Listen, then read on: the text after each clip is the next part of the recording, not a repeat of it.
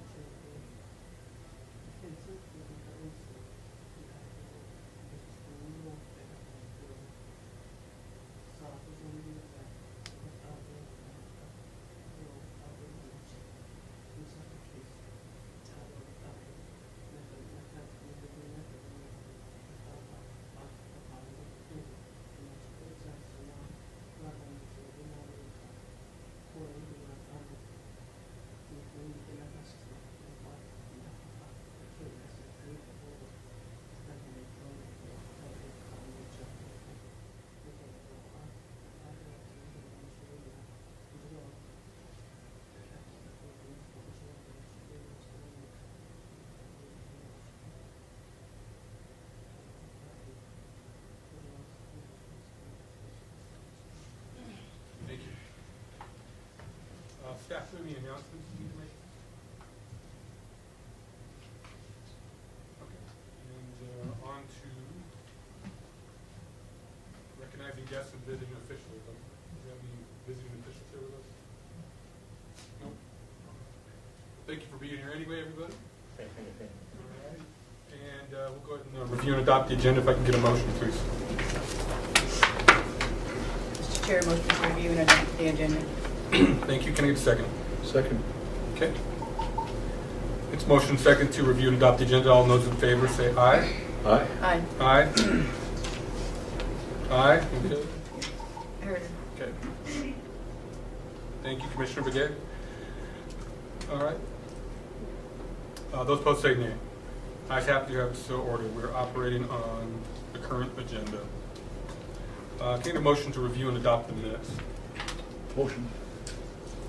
Can I get a second? Second. Okay, it's motion seconded.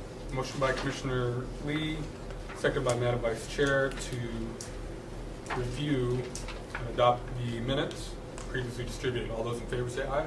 Aye. Aye. Aye. Those opposed say nay. Ayes have it. Do have it so ordered. Okay. On to section 5, NHA reports.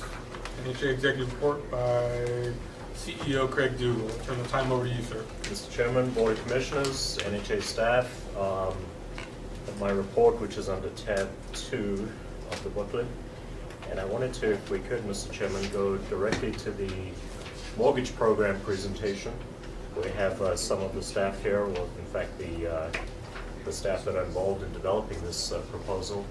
And I'll turn it over to Mr. Scott, to Kim Bahi, and to Teresa, and they can let us know the work they've done and give us their proposal. Thank you. If I could have you guys come down here where the speaker is for the telephone, that'd be helpful.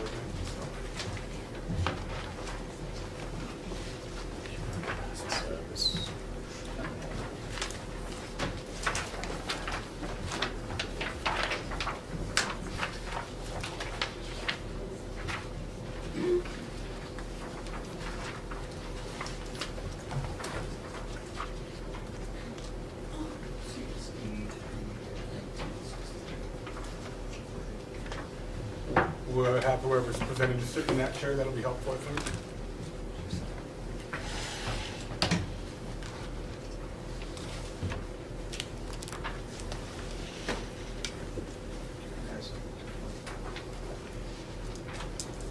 Good morning, everyone. Morning. My name is Teresa Sosi. I'm the housing coordinator for the mortgage department. With me, I have Mr. Scott, housing director for Tohatli Management, and Ms. Bahi here. She works with the TVRA and the VAX program. So we all have been assigned by Mr. Dugal to take on the new mortgage program and to revamp it, to make it work for our families out there. So as soon as she gets the presentation up, we can start their presentation.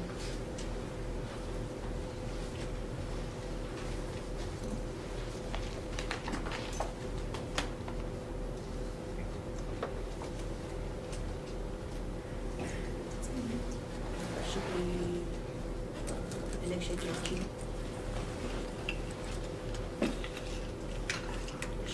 Yesterday's date. Do you want me to jump ahead to my section and then we can? Yeah. Okay. Mr. Chairman, we've been looking at this mortgage program for higher income tribal members. Basic structure is we're proposing to put a fund together, and this will come out of NPI because we are looking to serve all tribal members, not just low income tribal members.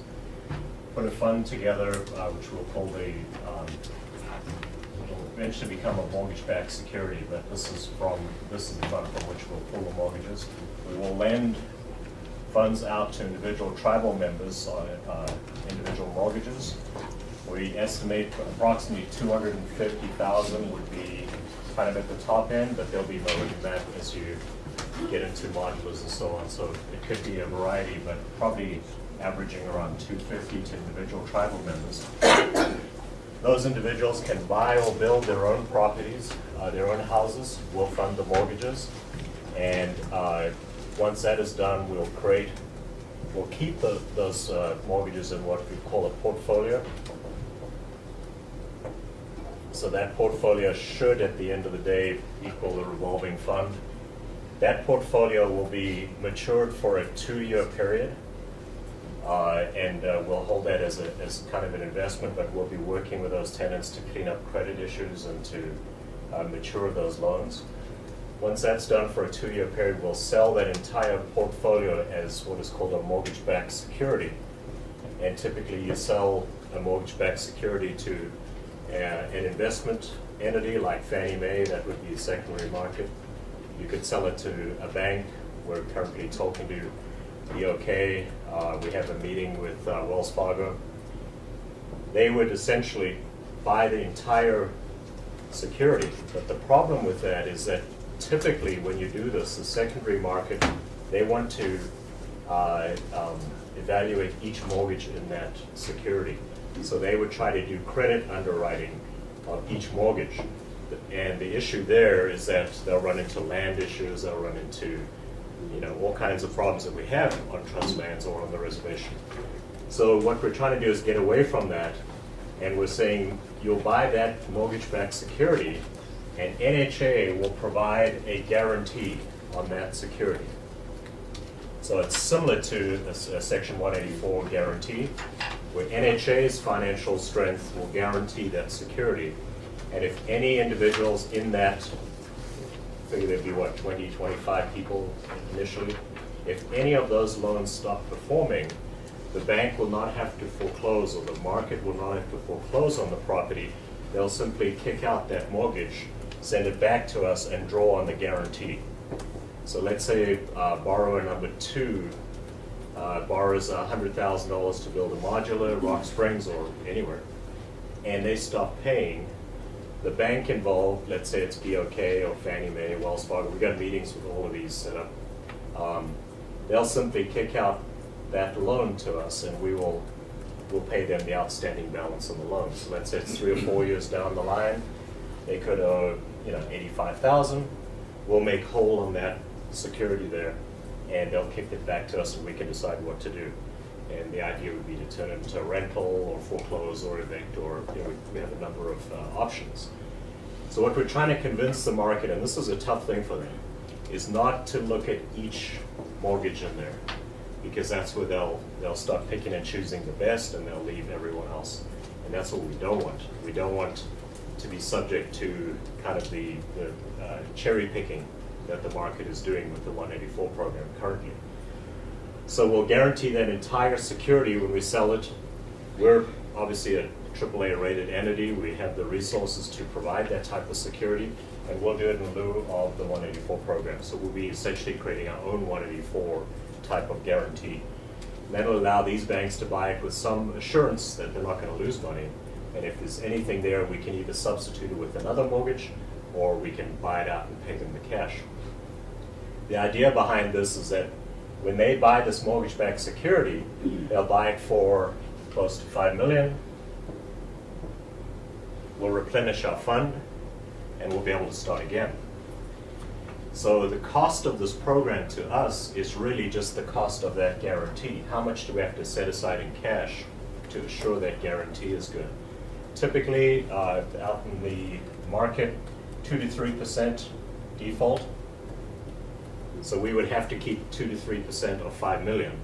Here we can expect 10 to 15%, and we take a high estimate of 15%.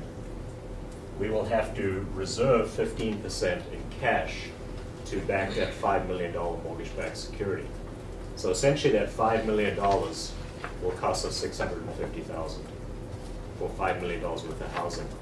And as we're replenished, as they buy that security and give us the cash, we will only have to keep $650,000 in liquidity to guarantee that security. Then we can start again. We do another $5 million, we keep another $650,000. And the fact is, the way mortgages work is after a period of time, usually 5 years, people don't default anymore because they have enough equity in the home. So typically after a period of time, you can start to diminish that amount there. The first 2 to 3 years when people default because they don't have enough equity to keep them in that situation.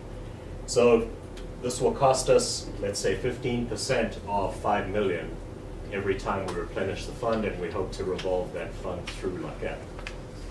That's the idea. And that way, for $650,000 that we keep as a deposit, we'll get $5 million worth of housing out of that transaction. So what the team has produced is, how do we evaluate these folks? How do we get these folks into this mortgage-backed security? And what the market is looking at, and in particular, BOK, we had a great meeting with them. Fannie Mae is coming in, does anyone know the date? It's like mid-January, I think. They're coming to meet with us on this. So there's some discussion in the market out there as to this type of product. It's never been attempted, and I think there's some enthusiasm to try and have a run at it. So one of these entities, or all of them, we can try to get to buy our mortgage-backed security. That's the key. If we're paying dollar for dollar for every house we produce, there's only so many houses we can do. But if we're paying 15% for every house, then we can do a lot more. So that's the philosophy. What they've developed is this component of it, which is working with tribal members to get them into the program. You guys ready? Okay. So Are there questions on that? So details like rate and things like that of the loan, Right. is So that in the presentation? did you guys come up with a rate? No, it's going to be in the policy itself. This is just an introduction of what we gathered from what this is kind of like what you just talked about here. We'll put it on the PowerPoint, just a general outline of the funding. NHA sells the house, goes through the counseling with the family, sell it off to the lenders to buy up the loans, and then we get the proceeds, and then, there's a big recycling circle that goes around. So that's what Mr. Dugal was talking about as far as this slide here. But we were tasked to do the details, do the policies, and create the new applications and things like that. So we've gotten so far. I think we've got a good ways on that yet, but we still need to finalize some of the meat of it, and then by then we should have a first read for you guys. But like I said, this is just an introduction of what we've done so far, what kind of research we put behind it, and looking at our own wait list, public renter wait list, our own clientele, what's going to be our target market, and things like that. So go ahead and I have a question. Do you have a comparison to the Tribe's Credit Services Program? Yeah. Really? Yeah. But this one here is, do you want to go ahead and take this over again? The stats part of it was kind of like Kim's area here. So when we were going over all this information, we, like Teresa said, we were trying to figure out who our applicants were going to be. So we thought it was going to be, you know, a new program for the higher income families. But then we had to take a look at our current applicant wait list to see the potential families that are out there. So this is the home ownership wait list right now, and we have 228 who are currently on the wait list. The bedrooms are identified accordingly, and then how many applicants are identified for those bedroom sizes. So we have the median income limits here, and we have the amount of families here. So if we look at the families over 80%, we have 9 families who are over the 80 percentile income limit, and then we have 4 families who are over the 100. So we're going to be looking at these families here and then screening their applications and seeing if they're mortgage ready. We also have the average income of the applicants as well, and we have 132 vacant units. So in researching and trying to figure out how we are going to roll this program out, we were possibly thinking about this number here, the 132 vacant units, and possibly buying them if we are given this money, and then turning them into, you know, the homes that we're ready to put out there for the mortgage program. Okay, excited. And then we have then we go to our public rental wait list, and we have set a income limit for this mortgage program at anyone earning over $24,000 annually. So according to the calculation, that would give us a $600 payment, a rental payment. So we're kind of looking at that number there, the annual income of $24,000. And so we pulled off the information from our public rental wait list, and we have 201 families who are over the $24,000 income limit. And then again, we just had to say we have the 132 vacant units that are ready to, we could potentially use for this program. Okay. And then this is our public rental tenants. And we have a number of families who are currently paying over $300 in rent. And then we have families who are paying between $400 and $500, and we have 114 families who are paying over $500 in rent. And I believe the highest family that's paying rent in a public rental is $998. So $2 shy from $1,000 in public rental. So we're looking at these families here, and we look at the number of the families who've rented over 20 years in a public rental, and that is 62. 62 families have been there over 20 years in a public rental.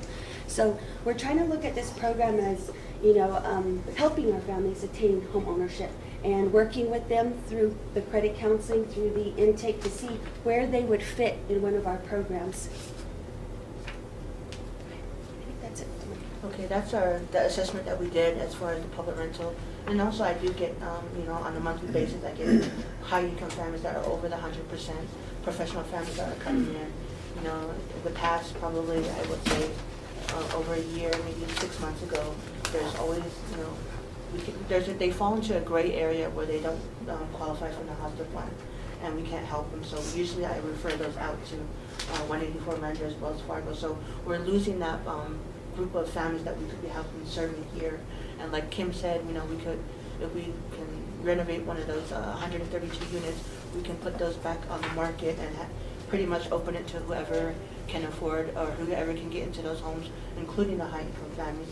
That way we can get all that profit and come back in and go into the next families. But once we do the assessment on top, figure out where the families are coming from, what they're looking for, what their situations are, and this is where this diagram comes in here, and Mr. Scott will explain this diagram. Mr. Scott? Again, we looked at what we were tasked with, and basically what Mr. Dogo had mentioned, and we basically looked at what is out here, what does reservation hold, the stock, housing stock, and we looked at our current public rental units, families that qualify possibly for a conversion of public rental to home ownership, the existing houses. We looked at acquisition, what's out there that we can basically purchase. Private housing being over here, a private home buyer, homeowner wanting to sell their home, you know, in this particular area. Another one is the construction. How many units are we gonna build? What funding sources are we gonna utilize to basically look at this as how our housing stock in that particular area? And of course, the 132 units that we have currently vacant is looked at right here. Then I guess based upon that, we look at the applications.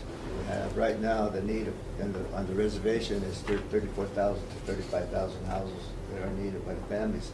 So we're looking at that, but that makeup could be low-income families all the way up to high-income families. And at this point in time, that's the high income is we're not basically providing services to them in that particular area. Based upon that, then we basically determine what kind of program, what kind of eligibility criteria do they have in that particular area. In this case, we're concentrating on the program, what we're referring to as NHA's guaranteed loan product in this particular program, in this particular area. But again, here's an area that we already have, NHA already has, the tenant-based rental assistance program, the VASH program, our own veterans program. Another one is the 2 homeownership programs that we have in existence. One of them is the Sheshawan program. Another one that possibly might be looked at is a zero interest loan product in that particular area. Another one that possibly can be created. The Section 184 HUD guaranteed loan is there. The conventional loan again is there. Public rental is here. So basically we're looking at these programs to expand in relation to our program, what we're developing now in this particular area. So we look at possibly a stepping stone from these programs into this program, or even to these other programs where basically we're looking at the mortgage program. Thank you. Okay, go ahead, next slide. Okay, this one here is, like I said, this is the one that we're working on right now. Right here, we'll do the assessment up front. The biggest component will be the credit reports and the income to see if they qualify for the program. Once we deem them eligible, that's when we'll start working with them as far as getting them into the house, working with them as far as if we have any credit issues or anything like that to get them ready for the mortgage. And once they're done with that, then they go into this area here where we do, like I said, the credit counseling. We look for lenders. Eventually, our ultimate goal is to get them into this mortgage closing, pre-qualify them, get into the mortgage, and then sell them off to the lenders, and then have that money replenished back into NHA. What NHA will do is guarantee the loans to the lenders that if they do get behind, in jeopardy of defaulting on their loan, NHA will step up, cure that loan, and then the home buyer will never lose their home here. That's the biggest area right there. And then that's the big picture. But the big picture here would be the education part of it, the 2 to 3 years that we get them ready for this program. And like I said, we've begun the policies, we've begun to put down the criterias, what it needs, what they need to be to hit those criteria to go into the program. And then we are presently at the part where the financing comes in. How are we going to finance them? How are we going to transition them into the mortgage loan with the bank and things like that? And then finally the foreclosure, if they should fall into that, what our policies are going to state and things like that. But that one is the policy is probably, I would say, about 50% done. The making the new application packet and everything, that's pretty much 100% done. And then, am I missing anything, guys? I think that's pretty much it, unless you guys have any questions like that, but the next time that we meet, the policy should be 100% done. Of course, it has to go to legal before it gets to you guys. Any questions? Mr. Chairman, we spoke about subsidies for interest rates. We thought about there are a number of ways to help folks to transition to home ownership. One is by giving a down payment assistance so that the home they're purchasing has that immediate equity in it. So if we give 20%, 10%, whatever that amount is, the individual has some ownership in that house from day one. That's important to keep them motivated to stay in the house. If they have $20,000, $30,000 in equity, that's going to be a factor when they make their payments. They're not going to want to default on that. Another way is allowing during the 2-year maturing period, allowing a reduced payment, maybe interest-free for 2 years, maybe no payments for a period of time, because moving into a new house is expensive. You got to put on utilities, and there are other moving costs, buying furniture and so on. So there are a number of things we can do. The one thing we don't want to do is discount the interest, because we're relying on somebody to buy this as an investment from us, and they're going to say, well, these loans are 1%. Why would we buy these? You know? So I think we got to look at the subsidies from the other angle of reducing the payments for the first 2 years, maybe interest-free, maybe zero payment for 6 months, interest-free for 1.5 years, and then the full payment, or discounts in terms of down payment assistance. So you're saying that you would sell the security at the going rate, what the national housing market is, and the rates are kind of high. I can think about what my rate is, 3%, 30 years. 3% is historically very low. It's I did that 4 years based on credit. Yeah, so I would think if we could look at maybe the market rate less 50 basis points or something, so it'd make it attractive. But you know, the way to do it is to provide the equity so that the loan is based on a smaller amount. That's another way of you know, reducing the payments. So you're talking about devaluing the property itself that you already own. I mean, what's the appraised value of the homes you're looking at? I think the choice of homes would be up to the individual. They may be given you know, some of the vacant homes as possibilities, but some people are going to want to live in, you know, Farmington or border towns. I think they should make their choice. They're going to be paying their mortgage for 30 years. They should be allowed to decide what property they're buying or building. It seems like with the cutoff being $600 a month for a maximum home loan payment, then you know, you're looking at future value over almost $150,000 for the home.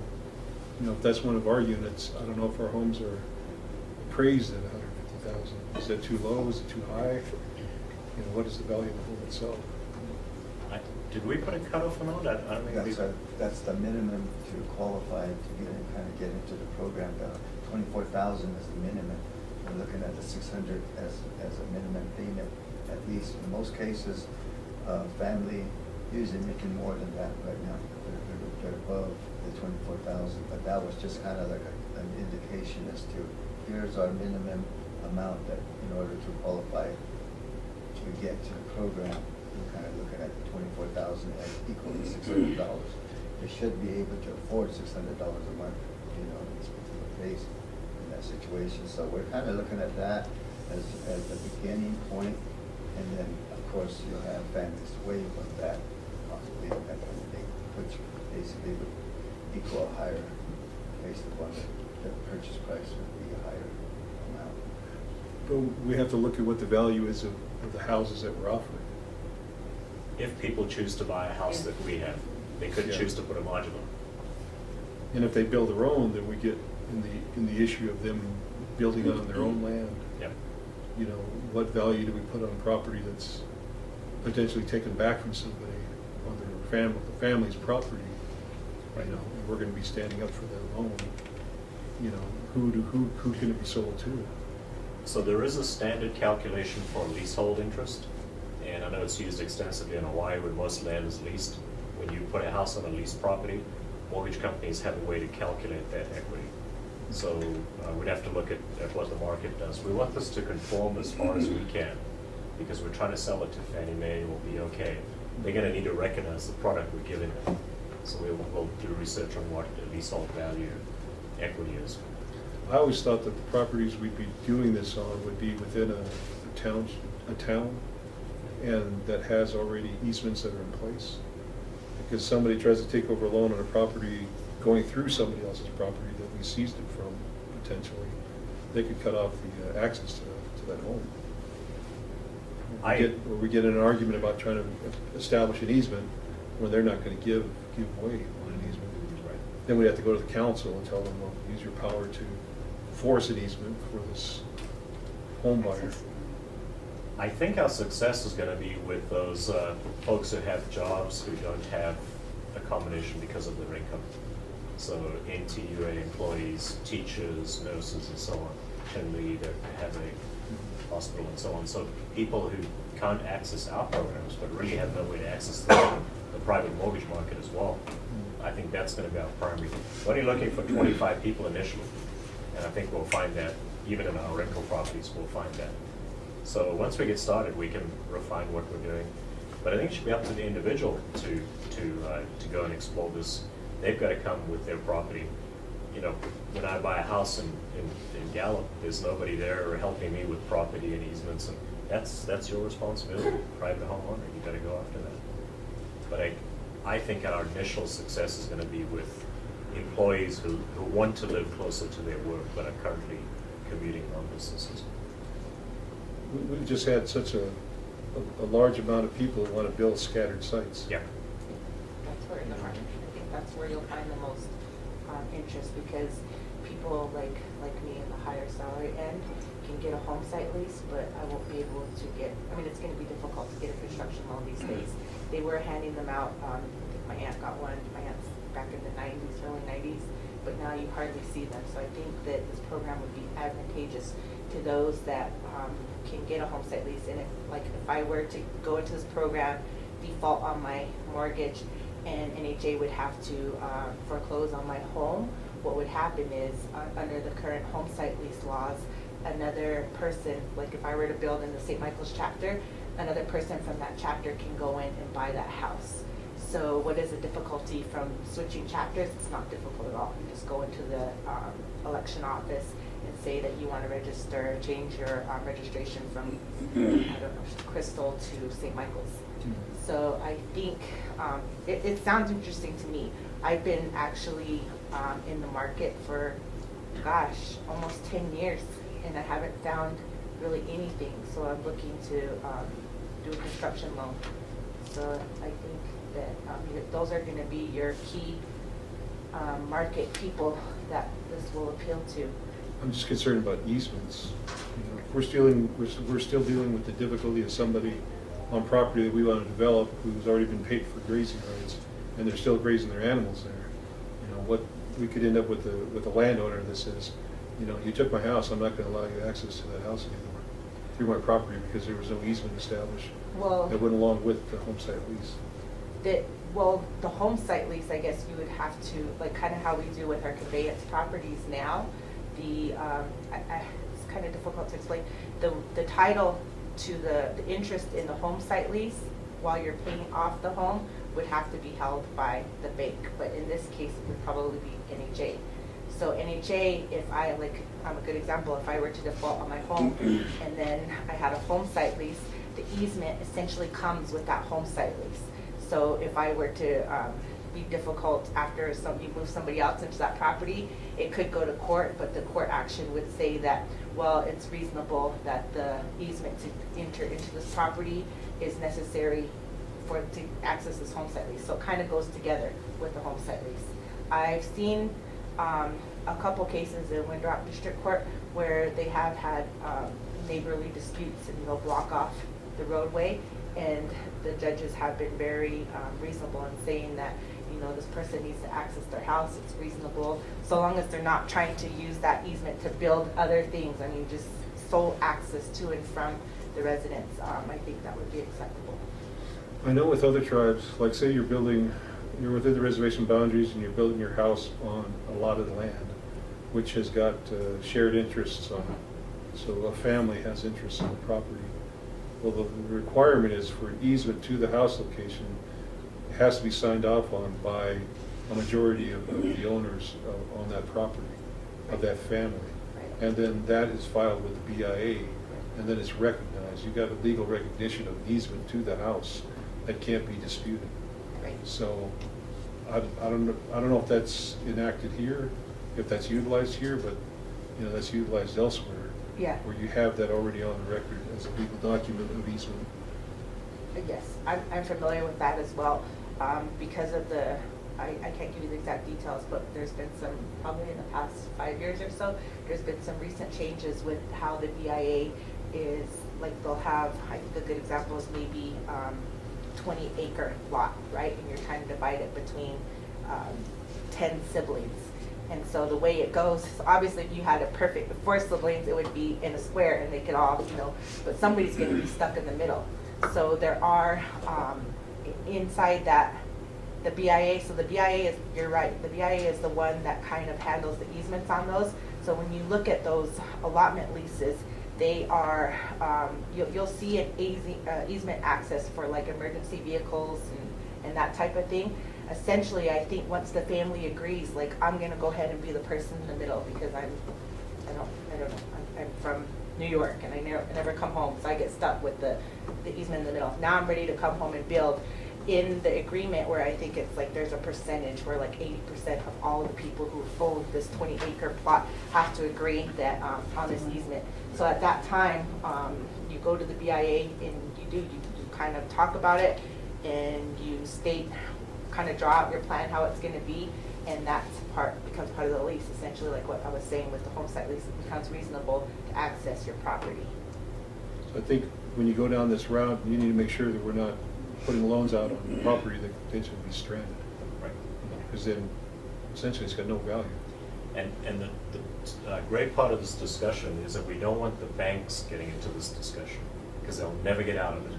They'll get stuck there and that'll be the program. So when we spoke to these individuals here, they immediately did what they do as bankers and they said, well, is their credit score going to be above 650? Are they going to be employed with contract, that kind of stuff? You don't want them evaluating the individuals in the portfolio. They're buying the revenue stream that comes from that mortgage-backed security. They want monthly payments for 30 years. That's what they're after. But what banks do is they say, okay, I've got this revenue stream coming in, so if it's a $100,000 loan, they'll end up paying about $280,000 in mortgage payments. I'm after that, but I want it to be backed up by the house, the property, and I want it to be backed up by the individual who's paying on that property. Well, we've got to eliminate that thinking. We've got to say, no, you're buying a mortgage-backed security, but you've got to evaluate the strength of NHA, not the strength of the portfolio itself. That's tough for them to do. So immediately remember we had the discussion with BOK? That afternoon, the gentleman from Phoenix called me and he said, well, we'll come in and look at each one and we'll decide which ones we're going to do. No, I told him, we're done with cherry picking. You're not coming in to choose the ones that are in Gallup or Phoenix or Flagstaff and then ask us to guarantee that mortgage. No, you're not going to evaluate that. You're going to evaluate NHA and the strength of our guarantee because they'll get into that discussion, they'll never come out of it. I'm interested to see what the guarantees eventually going to work out to be. I don't know if 10% is going to be enough. So we'll provide 100% guarantee on every mortgage. If any mortgage defaults, we come in and cure the mortgage, which means we pay the face value of the mortgage at that time. The bank gets all its cash back. What we have to do is decide how much do we set aside to cover that. Is it going to be 10, 15, 20%? Is it going to be 30%? Maybe we keep dollar for dollar for a year or two. We have $5 million set aside. But the market, the current mortgage market, 2 to 3% is what PMI. If you have to buy private mortgage insurance, you're buying into an insurance program that's guaranteeing all the ones who default, and you're paying for it. When you get a mortgage and you have to get PMI, usually like 1 or 2%. You have to pay that into a program that does this guarantee for FHA loans. So we're essentially providing the PMI, the private mortgage insurance. But again, they were calling, well, is it only tribal members? Is this, is that? That's the wrong thinking. You're never going to get to buy that security if you're worried about those people. You're going to be worried about NHA and our strength, because that's where your guarantee sits. Also, NHA, I think it's important to remember that NHA will have to be really smart in deciding which mortgages to approve. You want to approve them in areas that, in case the owner were to default, it would be resellable. So obviously, something way like down a 30-mile muddy road, you know, that's where people want to live. I don't know, that would obviously wouldn't be a good investment or a good deal to back in case they were to default. Well, I think it's maybe not even just good or bad. What it is, it doesn't fit the parameters of this particular program. There's probably other programs we'll be able to offer for people that do want to live 30 miles down the road off the beaten path. Yeah. I think we can offer that type of product, but I think for this type of product, it's probably going to be more city central, places that are easy to kind of come in and out of. Employment centers. And employment centers, basically. And I like the program. I think that there's a good opportunity here in that sense to roll it out. And I think that, you know, the first 25 is not going to be hard to find. My question would be, what's our anticipated, you know, amount of portfolios we're going to be able to sell off in the first X amount of years? I mean, what's the rate are we going to be pulling this in on, and how long are we going to sit on these first 25, and how fast do we anticipate replenishing, or how many are we going to hold at the same time? So I noticed we had 132 vacant homes. You know, if those were all potential transactions for us, and let's just pretend, okay, these are our housing stock. They're past the normal lifespan. We as NHA could go back in, refurbish them, get them ready, put a for sale sign on them, and we have 132 of our own stock just to sell from and run this program, in addition to anybody that wants to buy, you know, a modular home or a pre-existing home that's outside the Navajo Nation, that type of thing. It's actually all a really good thing for the diversification aspects, because, you know, if you're not just buried in one area, that portfolio is very diverse and pulls from different areas. I think that for us it's a lot safer from that aspect of like getting at the idiosyncratic risk and just really dealing with just that type of you know, diversification in the portfolio.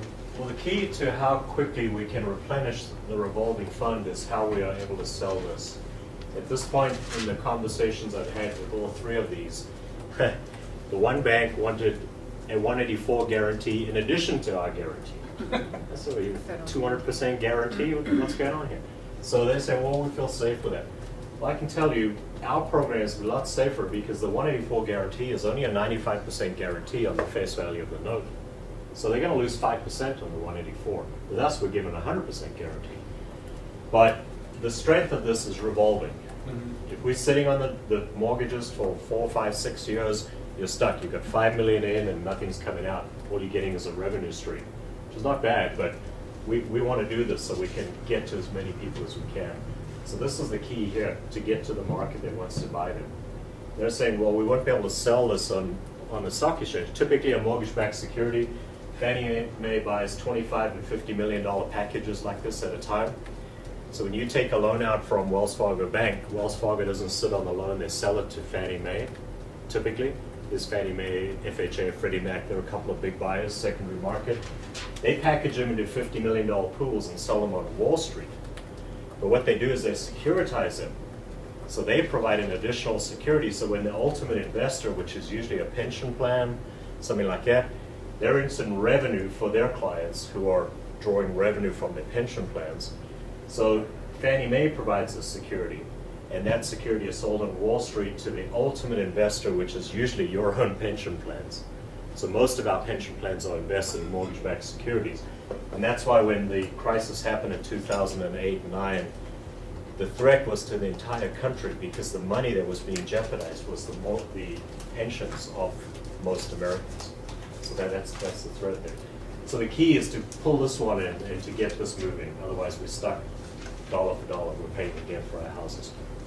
Well, you know, in the PowerPoint, we had a certain amount that were very good renters, I guess, or maybe you could take the best 25 of those renters that are currently in the public rental aspect and have gone for years and years. I think you could probably take the top echelon of who's been on time for payments and who's probably the most creditworthy and offer this type of package to them first.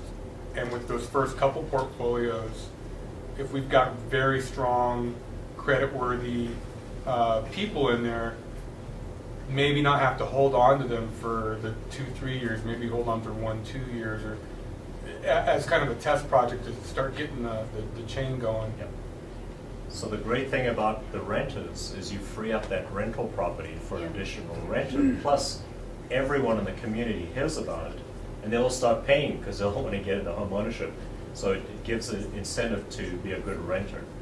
The problem we have with with most tribal members, because they don't have these opportunities, they take out debt to buy cars, pickup trucks, whatever, and they usually have a very high debt to income ratio. So they're leveraged because they're buying a $45,000 pickup truck because they have no properties to invest in. So that's where they don't meet the conforming nature. They don't have very low debt. They usually buy a truck whenever a truck sales season comes along.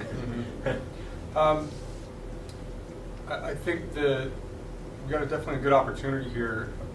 What, as far from a legal aspect, what are we looking at for Navajo Nation laws that need to be amended, enacted, changed? What do we see on the horizon as far as issues that keep us from,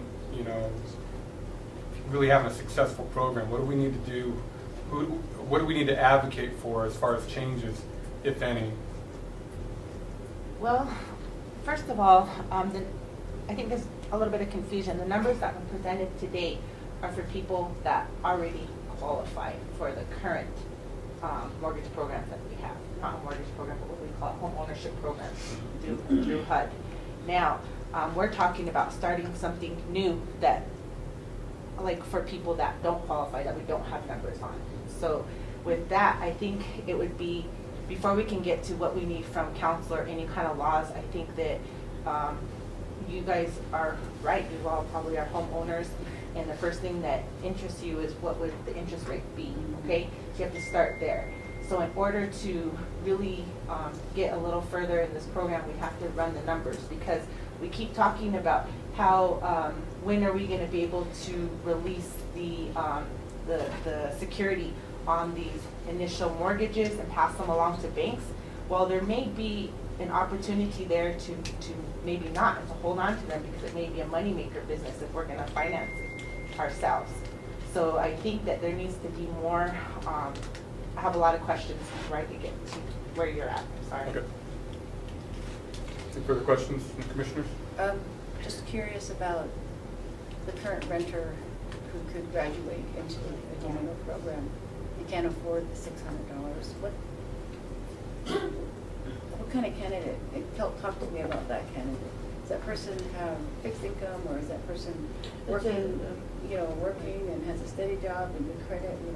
The numbers that I pull is from our HCS system, so I really don't know the history as far as the 62 that been renting for 20 years. Just by looking at the numbers, I'm thinking that they have a good income that's coming in. I'm not too sure if it's fixed income or anything like that. The numbers that I run with usually is credit reports that I already pulled. That's for the homeownership applicants that are coming in. That's the information that I have. But for the public rental, I probably need to kind of do the research behind that and see what kind of income they have, and if it's going to be continuing. If they went in as a no income, and eventually along the years they better themselves to the point where they're paying almost $1,000 a month.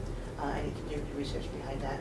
But for the homeownership side of it, the majority of the families that are under the homeownership program have income that are coming in from tribal jobs, NHA jobs, hospital jobs, and things like that. Right. So very little of fixed income are under the homeownership applicant. I say out of the 200, I probably would say 50, maybe to 75 are fixed income, meaning SSI, retirement, and things like that. But the majority are working families. Okay, I'd just be curious to know what that ideal transition candidate would look like, so that we can have some level of comfort. I guess my second question, Mr. Chair, is back to my initial question about the comparison to the tribal program. The tribe has a credit services program. They offer construction loans, and they offer just loans. And a lot of the people, like all my friends that have homes on their home site leases, they didn't go for the construction loan. They went to the low interest $10,000 loan, borrowed it, paid it off, built their house as they were paying it off, and then got another $10,000 loan, and they built this real gorgeous house without a mortgage. Yeah, that's what they did, and they got it done in 4 years. So, and they have the income to do that.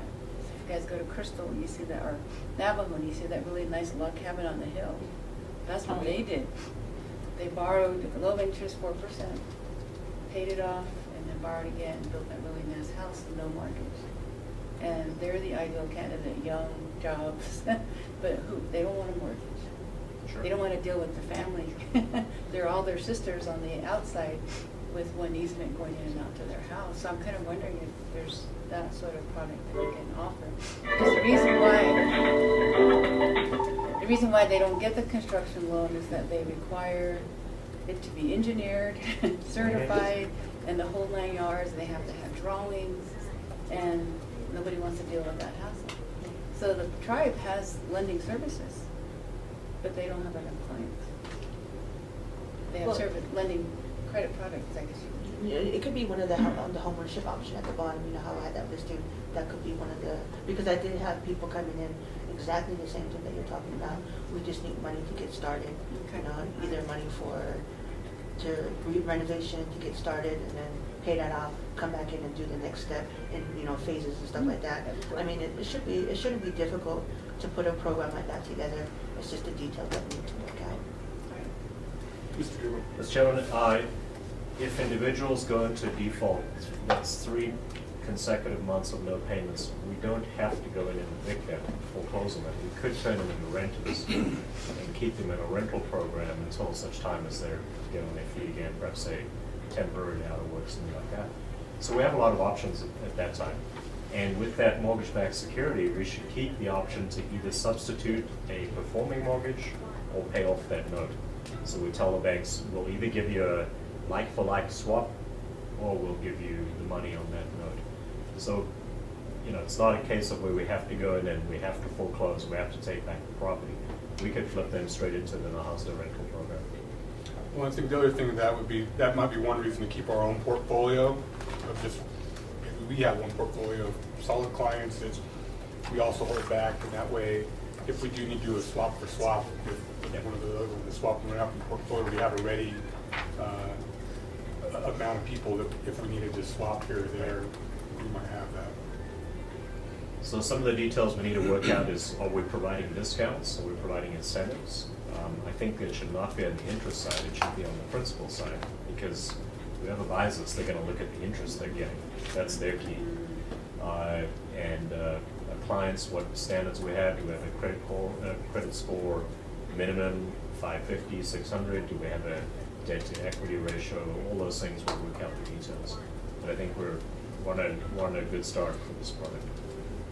And then another thing I'd like to add too is that along with this too, we'll be building the home buyers education part of it, credit counseling part of it. So we try to work with the family to prevent them to become, to the point where they're foreclosing. So along with this, we'll be working with them, teaching them about the credit, the debts, their budgeting, financing, all that stuff alongside. So hopefully we'll never ever have somebody foreclosed that we get to the point where we have to flip it back to public rental. So we have success stories with the people that I work with at Kerrigan where we've done that. We've worked with them hand in hand, and eventually they became homeowners, with the 184 program. So it is possible. It's just a matter of meeting with their family. It's also the family's part of it too. They have to put in their, their work into it to become full-blown homeowners as well. So I think it's doable. I think the other thing, the families themselves,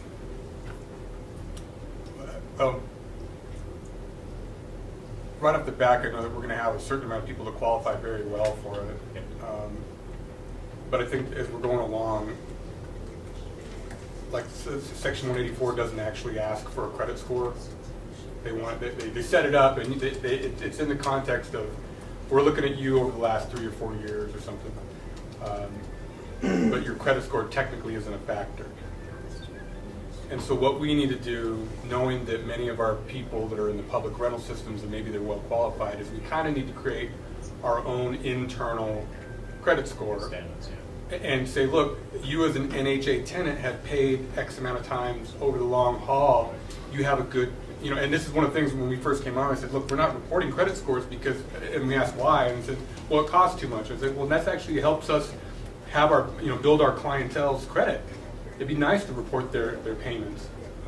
And yeah, it costs a little more, and there's different aspects to it, but if we create that type of internal score and use that as a way of evaluating people on how well they've been a good NHA tenant, like you said, we'll have better tenants, because people go, oh, if I keep my tenant, my payments on time, I'll be able to qualify for this type of program. So I would encourage you to maybe look at that aspect and say, let's create our own internal credit score based on their public rental payments.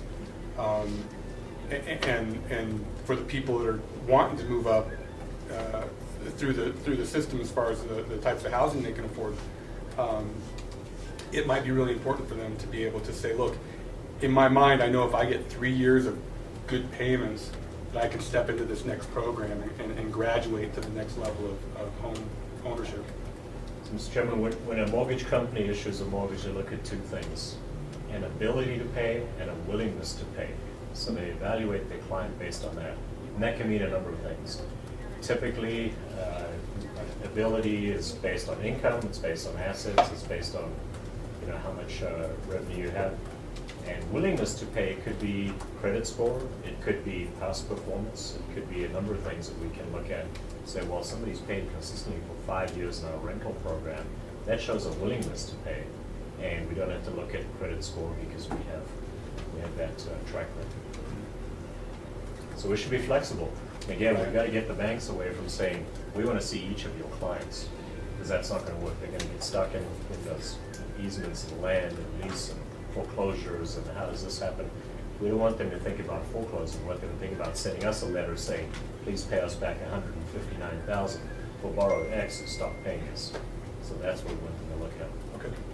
Any further questions from the commissioners? Yeah. Okay. Mr. Lee, we'll go back. Vice Chair. The 140 houses available, you got that from HDS? Yes, 132, well, 33 now, they were saying about that happened, 133 vacant homes. How many of those houses are actually available for moving into? How many of them are under construction or some kind of modernization project that's going on? As far as I know, I don't think they've even started that renovation process yet. Did you look into that? I talked to the maintenance department. I know that they're still trying to work out their situation there, but I know that one of the 133 now hasn't been renovated yet. So you haven't seen on that list of 133, how many of those are untouchable by you for putting people into? Because they may already be part of a project for modernization or some kind of construction rehab. As far as I know, there's nothing that has been started yet. But you haven't asked that question, though. I asked Mr. Valento, just gave me a round about saying that they're still working on the process.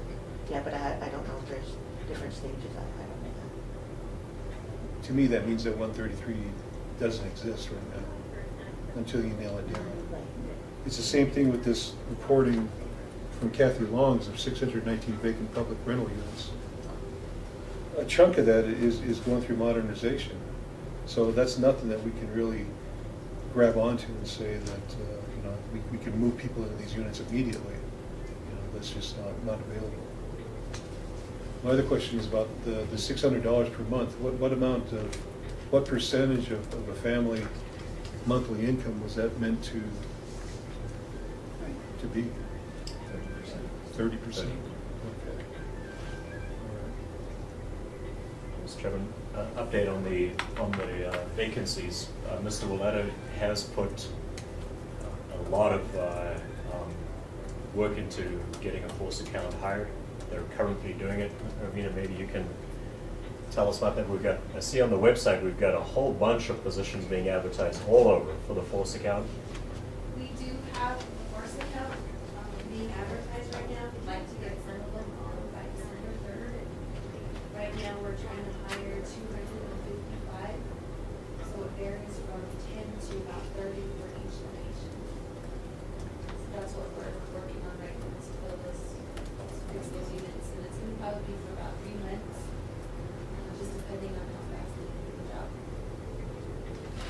And I'm assuming if a potential borrower came to us and said, hey, I really like this house in Sheep Springs, or I want to buy this particular unit, we could get our crew on that to renovate it and get it ready for that acquisition.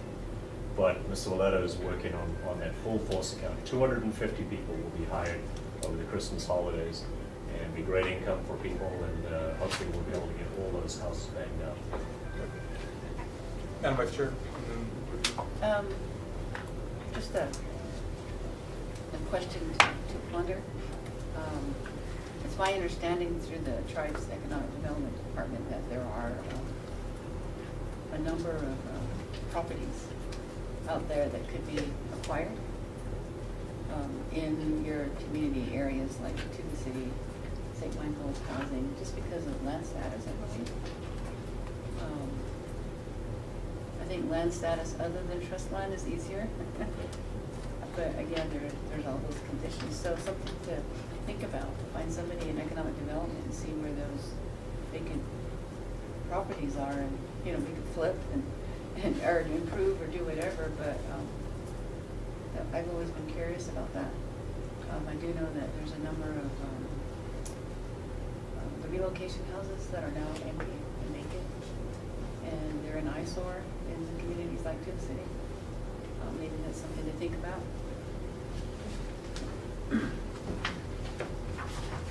I just wanted to add to your question earlier about what can the board do to push the council in any one direction. I think that it should be high on the radar that the Navajo Land Department. Let's not say push, let's say advocate. I don't want to push them I'm sorry. anywhere. Well, I mean, it's used, yeah, I'm sorry. But the land department, with our recording land. So it's always gone to the BIA, but I hear that they're trying to get something, and there's just this huge holdup between the Navajo Land Department and the BIA.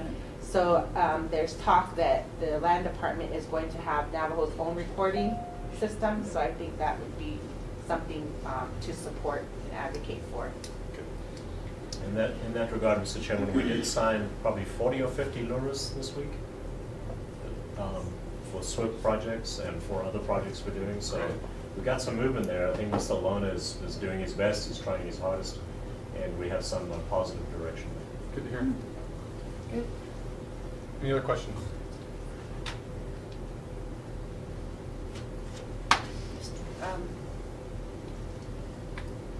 I guess the question of partnerships, it seems like we should be working with the tribe to understand their product and to see whether or not we can share with them or take it over or whatever. But I think we should explore what credit services is doing and how they're successful and maybe how they're not successful, because they're probably seeing the same clients.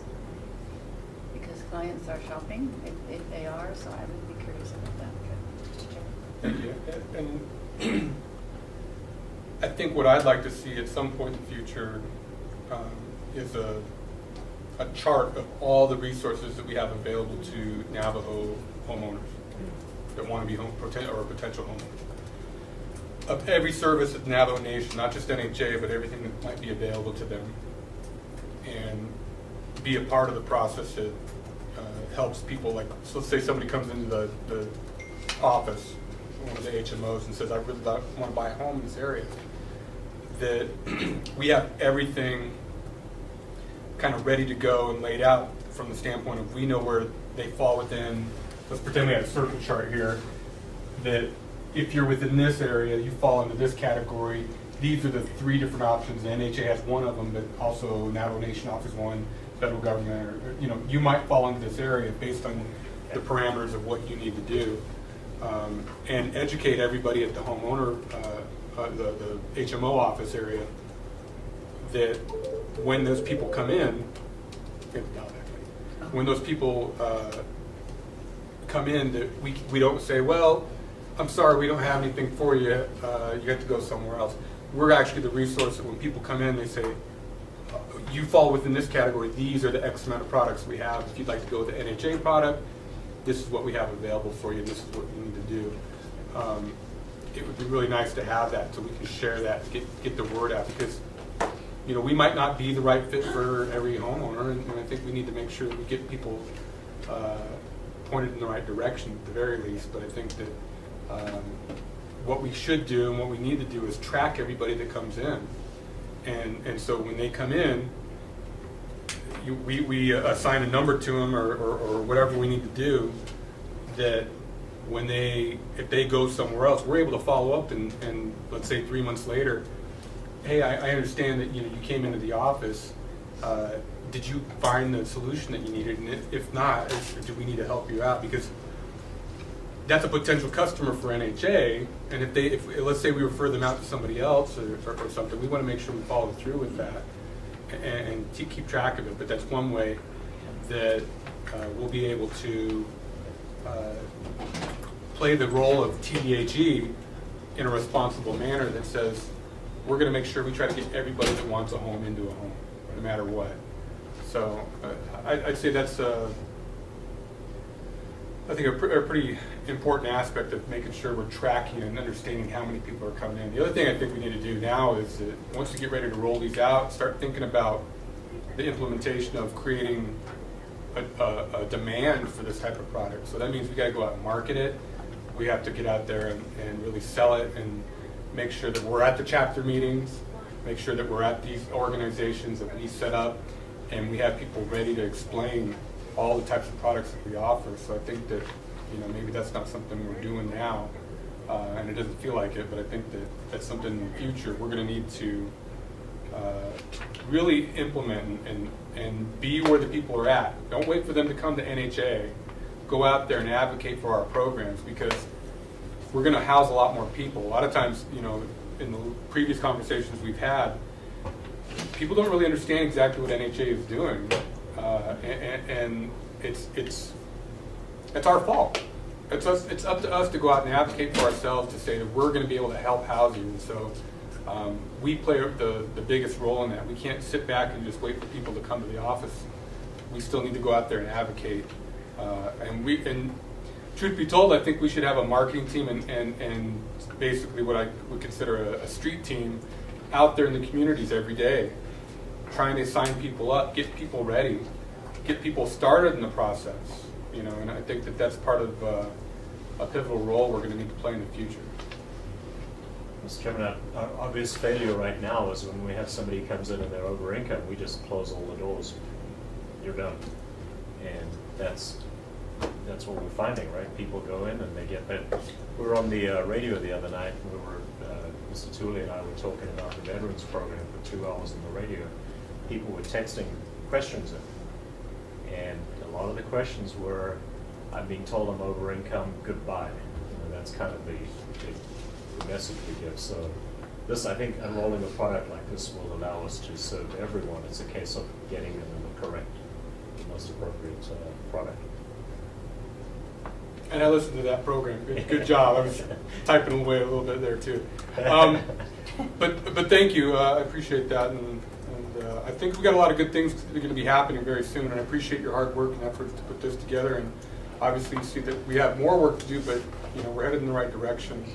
I think the other thing for the reports that we're getting, when we have a vacancy amount, it would be really nice for us to be able to look at it and just say, X amount of this vacancy is ready to go. Okay. That would at least give us some sort of idea at the numbers we're looking at. So if we've got 132 that are out there that are technically ready, the physically ready should be a factor in that too. ETA, expected time of arrival for this product? You guys next board meeting, maybe? Okay. Yeah. Have a first Complete the read on work in policy. December, start rolling out in January, mid-January? Great. Thank you. Thank you. Continuing on, Mr. Chairman, as I've mentioned, we are full steam ahead with our force account. Mr. Walletto is hiring 250 people. They'll be supervised by his leads, his maintenance leads out in the field, and we're excited about getting those homes refurbished and reoccupied. We're losing a tremendous amount of revenue from having units sitting vacant, and we're losing in that some of the homes are being vandalized. We have deterioration, they're not being attended to, and that's causing an increased cost. So we expect that we'll have a report on how many units are done, how many are completed, how many are occupied. HUD is interested in that report as well. And how we're funding that is we canceled a couple of the construction contracts we had. We took the money out of those contracts and we have designated for post-funding. Mr. Chairman, we continue to work on the restructuring of NHA. We have had discussions at the management level, management meetings with staff about the risk officer and a business development officer. So we're discussing those concepts and continue to refine the thinking based on board input into how we'll move into that forward. Hopefully in December we'll have another round of reorganization for the board to consider. We're in round 2, I believe, Terlin, of the award for the Window Rock project. We are in the second round evaluation phase and meeting with the 2 highest rated firms. So we're going to be conducting second round interviews November 20th. Do you understand how we evaluated the initial submitters?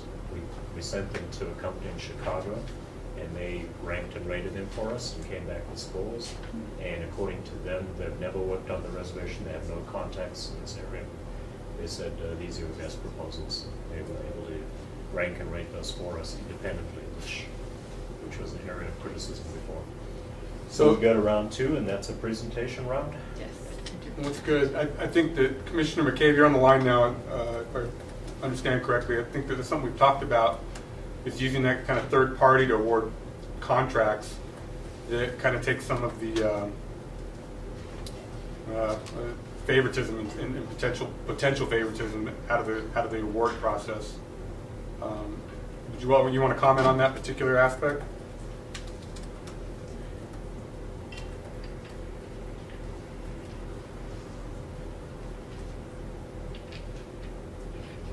Maybe not. I guess maybe you're on mute. I don't know. We'll come back. Okay. And as I mentioned, we'll go to round 2, which is a short list of the top 2 bidders, and we'll go to a presentation. They'll come and do like a charrette for the board, where they'll discuss their concepts, and we can decide which is the most appropriate for us. Do you have a time frame on that? The actual interview round is to expand upon their actual proposals, which is going to be the 20th. And so from there, I'll be working with the third-party evaluators, in which we're trying to get the recommendation for award all completed and packaged by the end of November. Okay. November 30th. Good. Who's the project manager for that? Right now, Ernest Franklin has been identified. He's the one that helped put together the procurement plan. But eventually, that will be reassigned once it gets moving, according to Mr. Franklin.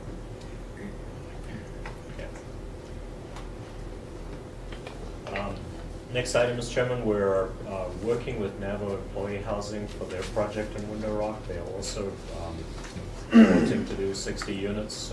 Theirs would be for market rate rents. They're talking about $1,000 a month plus for a unit. Met with Council Delegate Hale and with the NAVO Employee Housing staff, which is Mr. Mescal, and discussed NHA potentially lending them funds to financing the project in exchange for a commercial loan, which we would do at commercial rates. So that's the way to get their project going. What I did tell Delegate Hale and others is we need them to bring at least 20% equity into the project, so that there is a equity contribution from their office and they have some ownership of that project.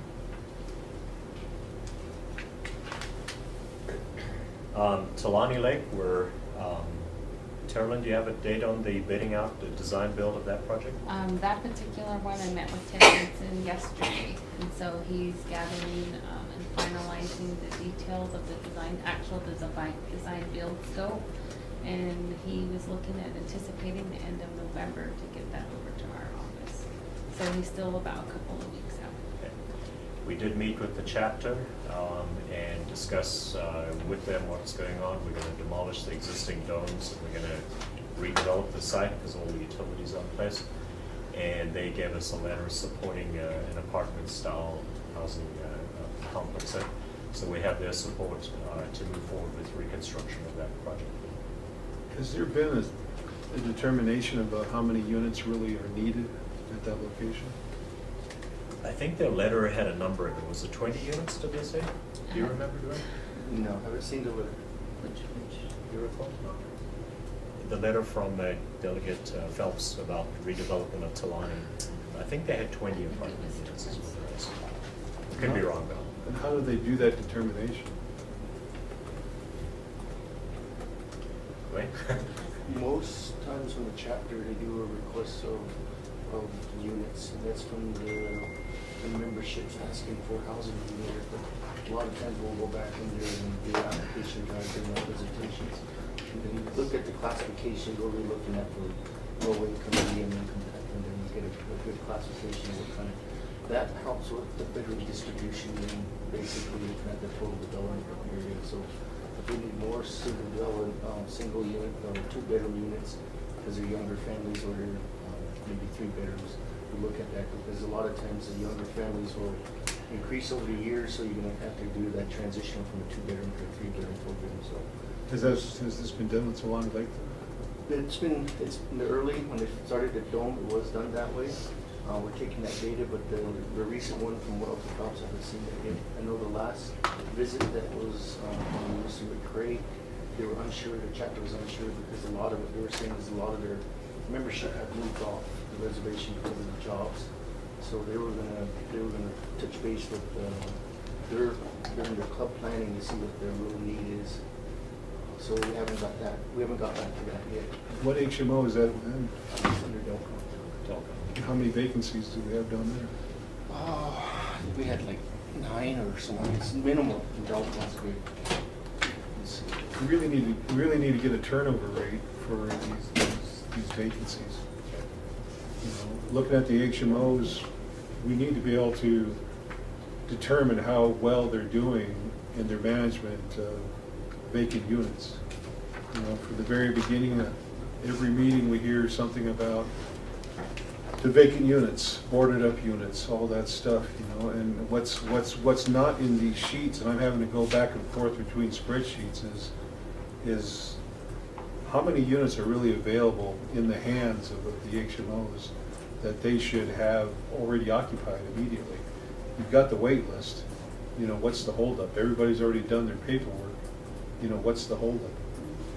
And based upon that, how long it takes for them to fill the units that maintenance has turned over to them or construction has made available to them, how quickly are they able to fill them? You know, that's why I requested early on information on, to me, it's a staleness date, because the unoccupied unit's just sitting there on the shelf, stale, getting staler by the day, and then eventually it gets vandalized, and then has to go through the whole process again, and then it sits on the shelf again. You know, why is that? Why is that happening? Why isn't the HMO getting people into these places?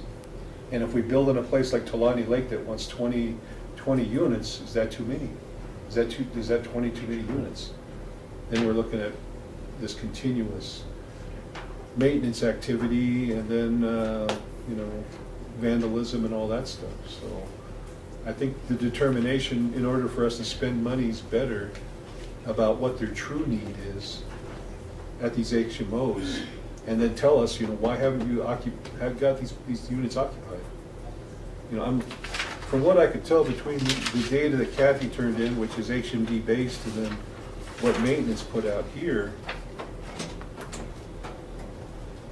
there's only about 3, 4, 5, 6, about 7 of these that have got projects under construction. The rest of these, for the PR vacancy report, these numbers, 32 Chinley, 25 Crown Point.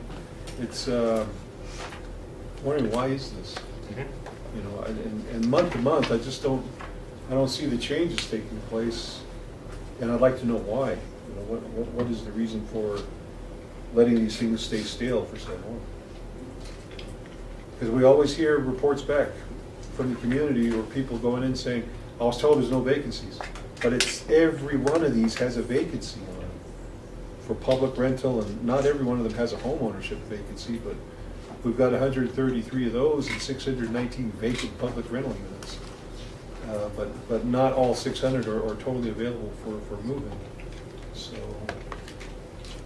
I would like our managers to be better evaluated performance-wise about how they're doing their job in getting these units filled. And then that information is again going to be utilized by the mortgage group over here. Hopefully them pushing back on us internally to get the maintenance done, get the construction done, get these houses out there so we can get them sold. And every operation's pushing on each other to do a better job. Commissioner, you're absolutely right. I think one of the big failures that have been recognized by HUD, been recognized by leadership, been recognized by the tribal members, is the number of boarded up units we have in the hundreds. And there is no reasonable explanation. We're just a lack of attention to detail, a lack of accountability at each HMO level. And we've allowed it to develop into a situation where a house can remain vacant for 10 years. And for us, that seems to be okay.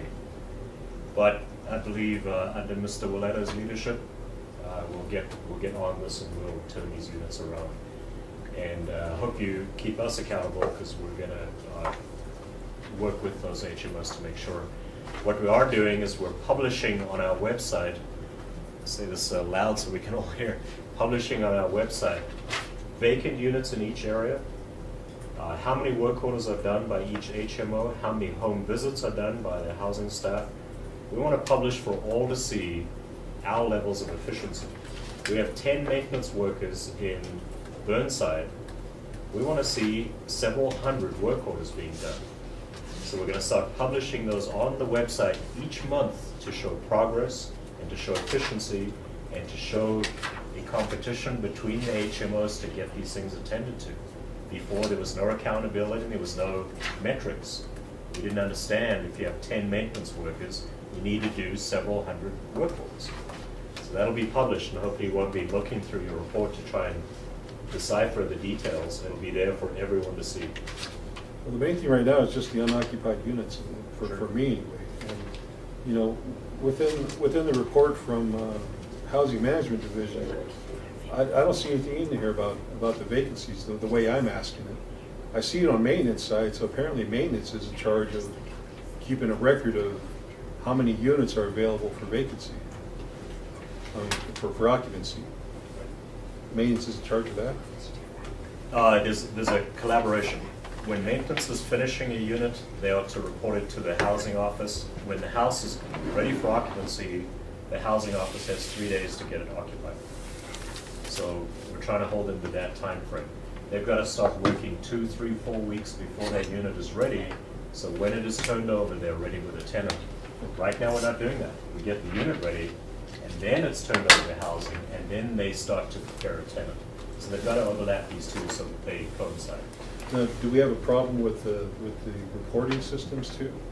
Because as Morgan said, they were looking at HMD, but is maintenance entering that information into HMD, or is it into a whole separate system? It should be in HDS now. Or HDS. Yeah, HDS system. I think the interpretation of vacant units, there's a gray area because some of them are vacant because they're waiting for a refurbishment. Others are vacant because they're just not attended to, or they require substantial renovation. But I would ask if the board could allow Mr. Willeto to get on this, and then we will track the progress month to month on his efforts. So his tracking is kind of to oversee, in a way, how the housing management division is performing. Exactly. Okay. And there's a collaboration. As I say, when a unit is ready for occupancy, the tenant must be ready for moving. You can't turn over a unit then start to try and find a tenant, because that unit will be vandalized. So then with the public information you're going to put out, you've got, I mean, I'm looking at Kathy Long's numbers here, so you got finance with their own information, maintenance has got their information, the HMDs have their information. somebody's gonna have to be drawing upon all three Yep. different sources for that information and figuring it out. And, you know, looking at the vacancy report here, and then under Mr. Wasetta's, or Mr. Waleto's work orders, there's not a real alignment upon the carryover of work orders month to month with these vacancy reports, because whatever's vacant should have a work order associated with it. And some of these numbers are way out of whack. That needs to be looked into. I guess Kathy Long needs to talk to Waleto, who needs to talk to Heather Duncan about, you know, why there's so much discrepancy between these things. Because apparently, in my mind, there's units in here that don't have any work orders with them, because they're not getting picked up with Waleto's October work orders as a carryover. We do have a problem with our numbers, Commissioner Lee. We are running a number of parallel metrics, and I think each department has its own idea of what's vacant out there. So we've got to sit down as a team and iron out once and for all exactly what the numbers are.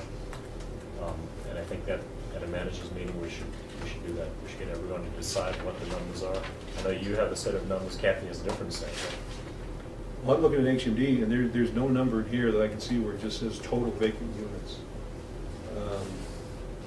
But under maintenance, it says right here, total units ready for occupancy, which is under the control of HMD/HMO, equals 81. So there's a number to track right there going into the next month.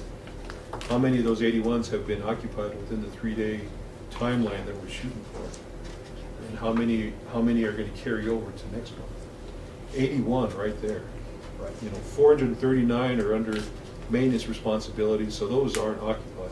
Right. 220 are under construction, but that 81 is occupiable among the 15 different HMOs. So, you know, next month I'd like to see something about that, Okay. so we can see which housing office is getting people into unoccupied units at the scheduled 3-day, or the desirable 3-day time frame. And then if not, why? It's a level of accountability we've never held our HMOs to. And I don't see anything of that discussion in the Housing Management Division's report here. I guess boarded up houses is right up there, number one in my deal. You know, get these things occupied. Mr. Chair. Go ahead. So, just along those lines, Mr. Chair, and Mr. Dugo, I'm seeing at a high level with your management team, in terms of priorities for the next month, this issue of vacant rentals and vacancies and boarded up units aren't a priority at the management level. So it seems to me that if you said it was a priority, that they should have it as number one in the report there. And that they figure out a way to coordinate. It's not them coordinating with each other, it's you bringing them together. To say that this is the number one priority for the next month or the next few months until we figure it out. And it should be a collective effort. I can see definitely that everybody has a different tangent and there's no merger here. And so I guess until your management team makes it a priority and writes it down and makes it an effort and reports on that collective progress, then we'll probably see some movement of the, just to point out what I'm reading in the report Right. here. Madam Vice Chair, I think you're absolutely right. I think my priorities, and I have it as. You do have it, but they don't. But we've allowed ourselves to become complacent with respect to boarded up houses.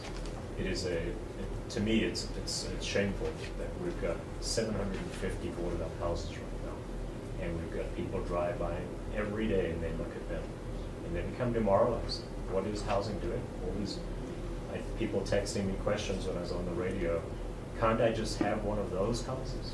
I don't know what to say.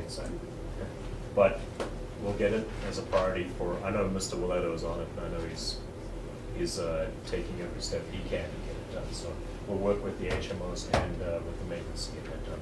And you will have a tracking of every unit that is ready for occupancy. And it's reflected in these reports, that way Yeah, I mean, we just need, it all needs to be drawn together so it's easy to consume. We shouldn't have to look at 3 different reports to figure out, to triangulate basically as a board, because the other thing is that we want to take these reports to the public and say, this is how we're shrinking it. That we take it to the council delegates and the president's office. This is how we're shrinking this issue, and it's something that's actually hung out there for a long time.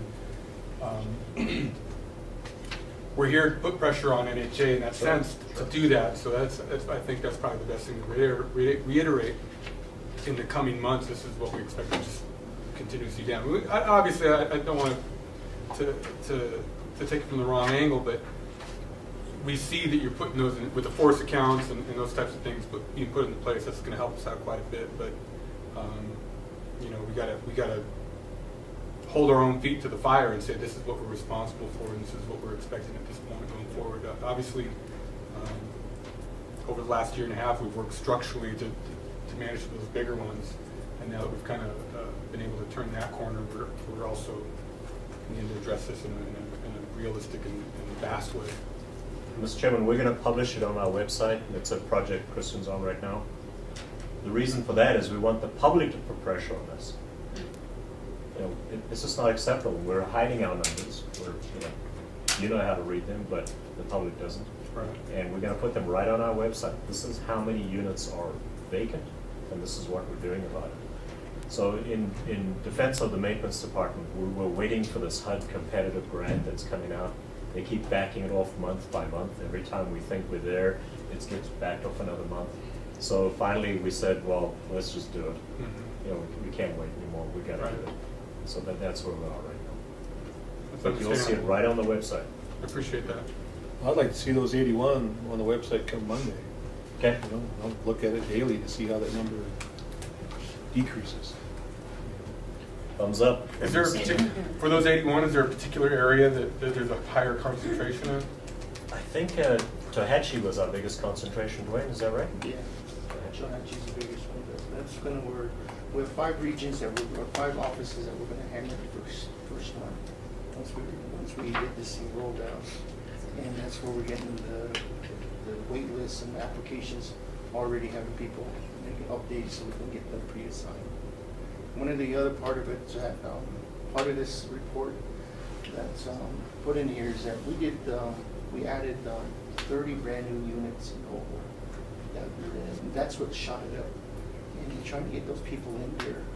Because at that time when we placed the units, they wanted seasonal workers and units for that, and then some hospital people who would stay close to San Juan for dialysis. So those are the people that kind of withdrew because it took a little while to get them occupied. So we're pushing that. There's 20 units that are still vacant, and it's been about a month now, but they have some pre-assignments. It's just getting the utilities connection, because that one, the utilities are from Farmington. Farmington has a little bit strenuous requirements for security parts of the utilities. So we're working on those areas there, trying to get that. That's just looking at some of the numbers that they have there. See, that's where looking at Kathy's stuff is difficult, because OHO says 88 public rental vacant. Yeah. But that needs to be reduced to account for those still under construction. So then you have a true vacancy number. What is occupiable? What's available for occupancy? You know, just this saying vacancy report, that doesn't really tell me anything. So it should be vacant units and vacant RFO, ready for occupancy. Yeah. So we have that distinction. I know in OHO, we did relax the security deposit requirements because that was a barrier and people were not able to move in because it was saving their money. So we said, we'll relax that requirement. And we did have a call from the chapter at OHO saying, we only want our people in these homes. We want people from our chapter. We don't want outsiders, because we thought we could go to the casino up there and try to do some of that. But they put the brakes on that, and I called HUD, and HUD said, yeah, they can do that. They can require their membership. So a few limitations or a few challenges there, but I think 19 of them are occupied or being occupied. We're getting there. It'll be done there shortly. I think that, just to add on to that, though, I think that that's acceptable up until a point. And in the chapter, you just have to say, look, you've got to get people into these. And if they're not necessarily members of the chapter, there's got to be some sort of time frame to say, look, if you've got people in there, great, let's get them in there. But after a certain point, it starts to become a very big liability from burnouts and vandalism. So we're going with their request right now, and if we get to that point where we say, well, you know, we've done the chapter, the local, can we now put in families from elsewhere? Is that Johnson's Ranch or down by Zuni? Jones Ranch. Jones Ranch. That, I just keep thinking of that when I went over there and toured around that and saw all those unoccupied units that are ready to move into, but nobody wants to move out there. And we overbuilt, you know, and that must have been at the request of the chapter. Chapter, right? Yeah. So, you know, I don't know how the Hope situation is going to turn out too, if we overbuild there. But, you know, we try to avoid situations where we're building it and hoping the people will come. Yeah. That notion doesn't work on the Nova Nation. Bad policy. I mean, Yeah, it doesn't work. Elsewhere it does. Yes. We'll have to look at every angle when we decide to build. Like Telanius is pretty remote. I thought they would have gone for elder housing because they've got the elder center right there. So we thought that would work, but they wanted apartments. But when you get the internet set up with that page on the vacancies, you know, send out a link. You know, I'll put that on my phone and I can just watch that change all the time. Yeah. well, the other thing too, I think it'll drive some demand. I think that we get the numbers out there, people go, oh, there are houses available. We can move in right away if they're, let's say, in Chinle or farm, or, you know, like Shiprock or Tuba City, and they say, oh, they've got this many houses. Let me go over there and really kind of press for it. I think that's it's one way to drive demand. Moving on, Mr. Chairman. Okay. We have made an offer internally to a staff member who applied for the grant writer position. I'm not sure if she's accepted yet, but we have identified someone to be a terrific candidate. But this goes well with the tax credit applications. The last week of November, we have the tax credit specialist coming out to do training and also to put out 2 applications together. They'll be prepared end of November through December, and we'll be submitting them in January before the due date. We're identifying projects for tax credit, one in Arizona, one in New Mexico. I think possible candidates say Little Water. We've got to demolish and rebuild an entire 20-house project. And we have opportunities at Polk for low-income tax credit units, middle-income Nahaza units, higher-income units. So we're going to mix income that project to get the greatest draw and to meet the whole community. So we'll be putting those applications together starting end of November and going through December. And hopefully our grant writer will accept the position, and she'll be in a learning phase at that point and working with these professionals to learn about grant writing.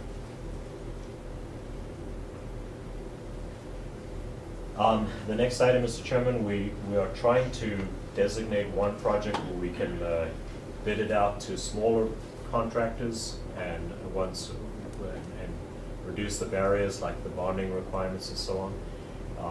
We're working on a number of projects where that could be done, and we'll hopefully have details on that. One question was asked: how do we bid out a project and not have any bonds? Typically, what I've done in the past is the housing authority is the general contractor, and then we bid out a house to a subcontractor of ours, and essentially have the entire house as a project, 1 or 2 or 3 houses, whatever capacity they have, and they work under us as a general. They're our sub, and they'll have their own subcontractors, so plumbing, mechanic, and so on. So that's a formula that I've used before. You can award 1 or 2 or 3 contractors, a house or 2 each, and as they complete those, they move to the next project. That allows you to get contractors who are smaller and don't have the financial capacity that's required on big projects. So we'll work on that formula, and hopefully we'll come up with a recommendation of that. And again, that's to allow more Navajo business to participate on a smaller level in construction. What kind of requirements do we have for bonding? Like if we're the general contractor, Are we We're exempt. self-bonding? Yeah, we're Okay. self-bonding, so we're exempt from bonding if we are the general. And typically, if you do a tax credit project where we're the general, the investor won't require bonding because it's covered under our financial stability. Okay. We met with Kaibuto Assisted Living. I had a terrific meeting with their senior staff and also their board and chapter officials and so on. And trying to get them to occupy the units and trying to get the disputes with the architect and the engineer and the contractors sorted out. I think everyone's in agreement that what we've done by suspending the architect and the contractor has brought them to the table, and they're eager to find a solution because they're now shut out of our other projects. It's a lot of money at stake. So they are calling around. They had lawyers, and everyone's involved in a solution now. I told them we're absolutely behind the project. We support them 100%. We just need a solution, and they all need to come together to get that solution. So they were appreciative of what we were saying. We did make an offer to them. They were talking about, do they have any options? Because the HUD is so restrictive, we can't get tenants, we're struggling on this and that. And I told them there is an option if you wish to purchase the facility from us. We'll simply sell it to you and you can run it the way you want. But their chairman, Mr. Curley, was very articulate, saying, we're struggling with the HUD because we get people and they don't fit your program. So, how do we do this? And I said, well, the option would be to present to our board a letter of interest to purchase the facility from us. Would they qualify for, like, let's say USDA for that type of loan if they wanted to buy it as a community? I was surprised. They actually operate 350 houses right now. They manage. Oh, okay. So they have a big housing maybe program. do it. Right. Okay. And so their board is going to meet, I think this weekend, they said, and they're going to discuss that, perhaps a purchase price $4 million, and they could buy it from us and do what they want with it. And Okay. we'll be off the hook in that case. We have recaptured Bird Springs, Whippoorwill. We are in the process of bidding those out for refurbishment. $1 million in damage in each of those buildings. So Ted is working on scope of work and getting those bid out. We were going to do those forced account, but because of the nature, it's mostly subcontractors, electrical, plumbing. We're going to bid those out, and hopefully we'll have a contract going and do that work for us. But in the future, we may want to consider no more copper piping in our units. Go to PEX, go to other materials that are not such a magnet to vandalism. They're going in and they're tearing the place apart for $5,000 in copper, and we got $1 million in damage. So what we're looking at is maybe going to a product that doesn't provide that kind of vandalism target. And PEX is a good option. I've used PEX extensively, and I don't know if it's worked here, but it's worked in other places. And it does lessen that vandalism threat. Does it work here? Yeah. Wayne, it does something. The PICS is actually, that's what we've been moving towards, the standardization of materials that we want to utilize, because a lot of the older houses that we built, we use the older ICC code, but they blend copper with PICS, but if we kind of up the ante and standardize our material listing, and we just use commercial grade PICS tubing, it's a lot easier. So if somebody breaks into a building and they go into the wall to try to get the copper, they'll see PEX, and that'll be the end of it for them. Yeah. So hopefully we'll move to that. Yeah. Next item is Crown Point, Dene Youth Center. We've got the contracts ready for Flintco. We've got everything in line. What we don't have is the business lease. So again, we've met with them, we've discussed it, we've sent them letters. We said we absolutely have to have that in place to start this project. We keep getting, when can we start? Well, you're the ones, it's, the ball's in your court. So right now we have, they got $2.5 million from the Citizen Fund, and they're ready with their money, but the business lease and the lure is the key. And they're well aware of our requirements there. Swift, we signed 20, 30 lures of theirs, so they're ready to go on their construction. Mortgage program we've discussed. Hogan Hojo, the closing is today in Gallup. Gallup title. So we'll be officially taking over the facility on Monday, and then it'll be Dwayne's after that. So we got to go and do an assessment. We got to look at the damage that needs to be repaired. The contractor. We're going to look at the street, the runoff, and how we can attempt to do that. To look at the parking lot. There are a number of things we're going to attend to on that. But it's good. We got the building back. We mitigated the threat from HUD, and now it's just a case of getting it fully repaired and operational. And it's completely occupied, so we have that revenue stream as well. Lexington is another point of discussion. We're talking to the tribe about buying Lexington Hotel and giving it to us the same as Hoga and Hojo. We are trying to find an operator, and a group came, they're out of southern Arizona. They came to see us, and they do homeless shelters throughout the state. They have a interest in Navajo. They have a homeless shelter in Winslow, and they have one in Holbrook. Could you put your phone on mute? Text me. Someone, put your phone on mute, please. Commissioner McCabe, can you put your phone on mute?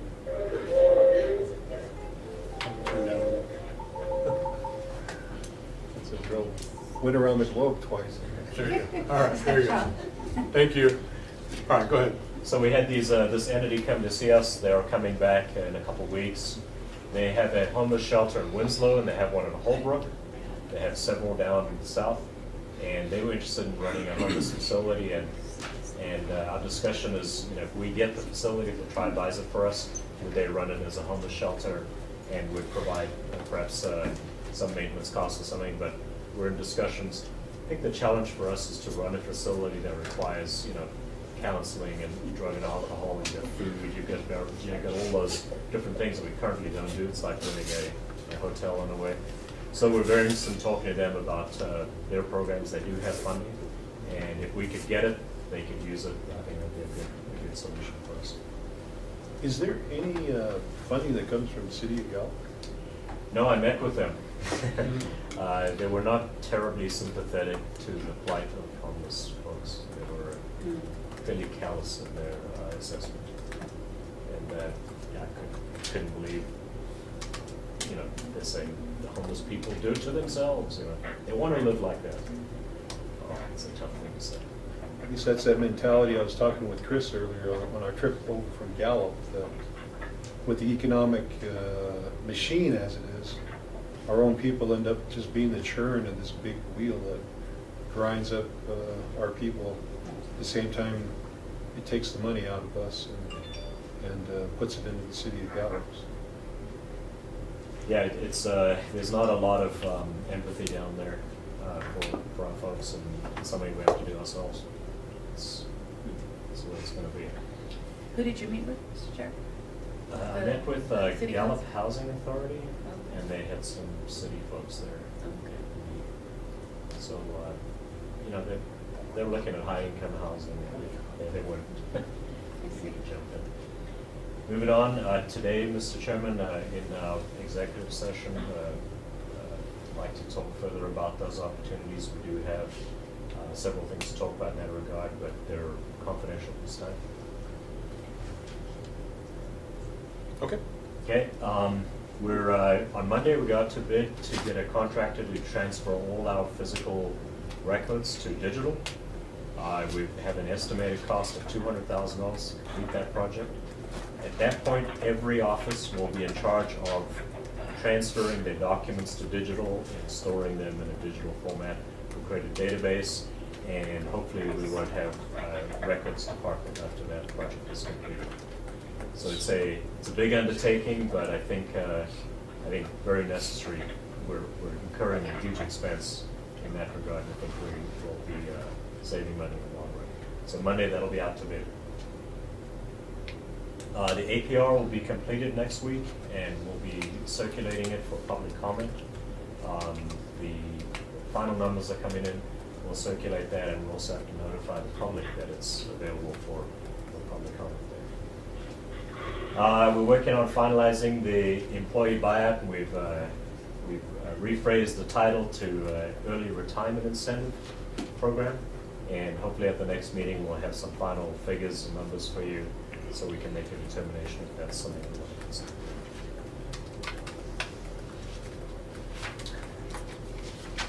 Questions on the work that's been?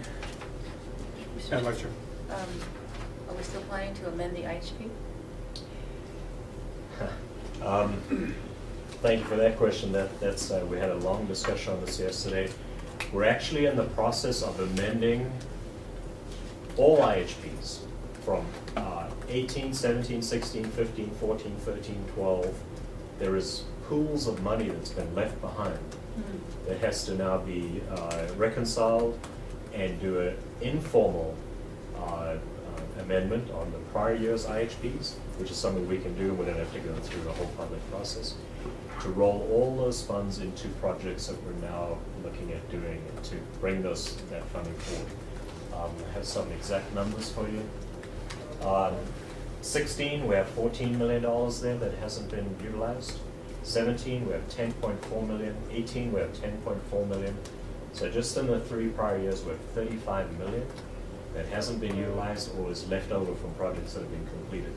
That's going to be rolled forward into projects that we're now putting out to bid. And prior to 16, we've got to do 15, 14, 13. Nelly will have that in December, and we'll be able to, maybe Dorothy's working on it. We'll be able to bring all those funds forward. 2019, that requires a formal amendment. We have to add in things like Talani Lakes and things like that into 2019. So we should be able to recapture and close out and reconcile and finalize all IHPs next month from 18 backwards. And we'll have all that money brought forward and available, close them out, zero out everything, complete all those projects. So just to kind of clarify for anybody watching on the YouTube channel or whatever, this is an effect of us saying we need to close all these out and go back and revisit these. Yep. These were all these open projects that weren't closed out since 2012. We came in and really were trying to the cleanup work. Right. And now that we're kind of hitting our stride and saying, okay, now we're going to be able to close all these out. We're moving forward, and a lot of this is the fact that we were having issues back then of closing these types of projects out where when we came on board, they were just open. Right. So So it's attention to detail. We've got to close out those things that are not going to be done or completed and have residual funds and bring that money forward to fund projects that we're now considering. So I think it'll be once that's done, I think we'll be at kind of ground zero again, and we'll be able to go forward from there. Madam Chair. Mr. Chair, thank you. So I imagine HUD is aware of this, their annual monitoring, that when they see the amendment, they understand that this is just a procedural thing to close the books, right? And I discussed that with Mr. Sutherland. I let him know that we're closing out all IHPs, we're bringing all money forward, and he said as long as it's done through a resolution, which you'll have next month, a resolution for informal closeouts, which are basically carrying funds forward, and then the formal resolution to go to RDC to do the 19. So 19 is formal, and all the rest are informal. Brad said as long as you have a resolution signed by the board, you can do that and bring those funds forward. Thank you. Okay.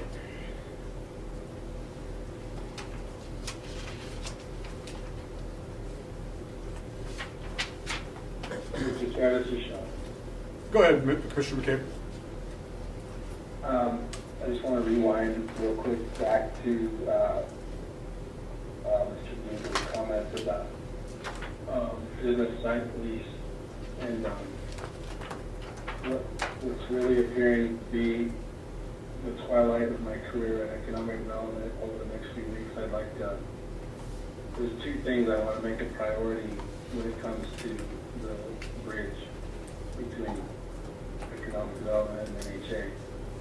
And one of those is whatever business site leases that need to be attained, I'd like to get those accomplished before my time is up in the next couple of months. And also, there is a land swap that Craig and I have been talking about at Twin Arrows to bring the employee housing effort there. So,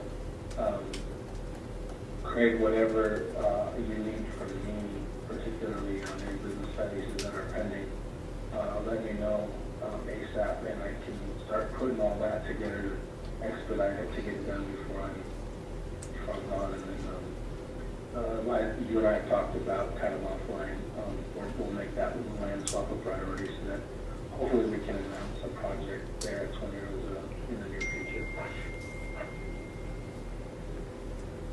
And Commissioner McCabe, in that regard, we did meet last night and signed the agreement to co-fund the former Bennett Freeze study. Each is going to participate in $150,000, and that's a substantial discount from what we were looking at. So we're thankful for that, Mr. McCabe, and we'll move forward on the land swap as well. Sounds good.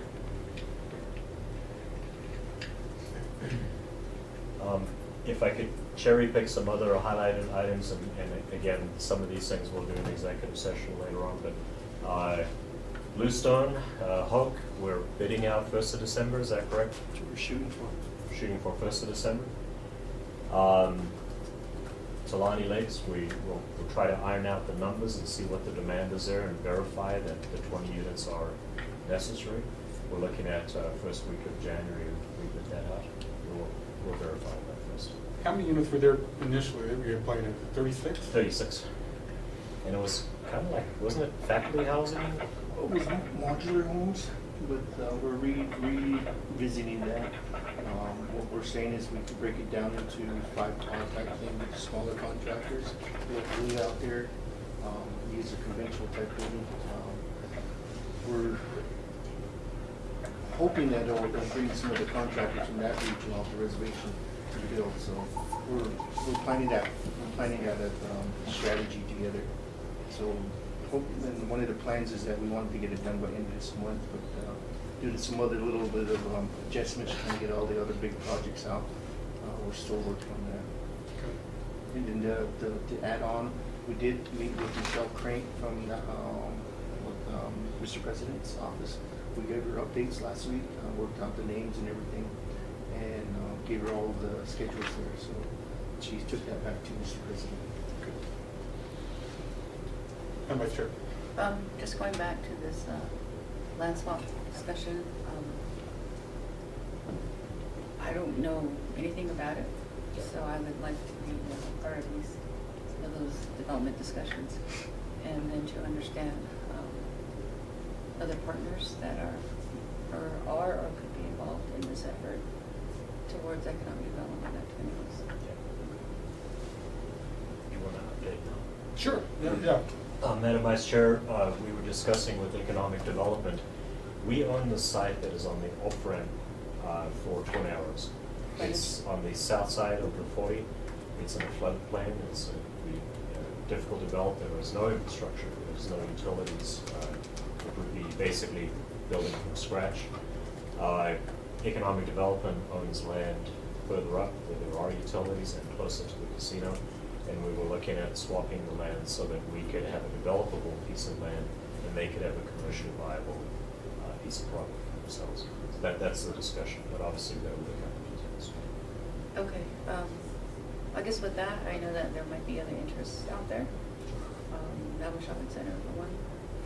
So I think we need to be fair and invite those partners, see what their interests are as well. Okay. And again, Mr. Chairman, this is in light of building employee housing for the staff at Twin Arrows, and we're hoping to start that project in April, May. So we're trying to work out the land utilities, what's viable, what's not. We own land that we can't develop, and that land needs to be looked at in terms of, can we swap it for land we can't develop? Is there a better, can we sell it to some tribal departments? Is there a better, way out of that? We purchase land that is not in our best interest. As far as housing construction is. Mr. Chair. That concludes my report, Mr. Chair. As I said, there's a substantial section which we'll push back to executive. Okay. Thank you. And we'll go on to the next report. Commissioner McKay, do you have a comment? I just wanted to add to that last comment. So this land swap actually isn't new. When I approached my team at DED about this a few weeks ago, they said that these talks have actually been happening for some time now. And I think they failed with the prior, or they got dropped with the prior director. So I think there's already been some groundwork on this issue as far as swapping the land. And Craig's right. I mean, there's no reason why we should hang on to that land there. DED we would be in a position that we could either develop an infrastructure there or even sell it if we had to. So swapping the land is actually a good deal for both of us, for both entities. It would allow NHA to start immediately on a much-needed employee housing effort, and then it would allow DED on my side to either assess the land for hold for sale or future development with infrastructure that we can approach the council with. So, and my understanding of this and talking with the people at my division, this is something that's been discussed before. So all I think we're trying to do is bring it home and make it happen.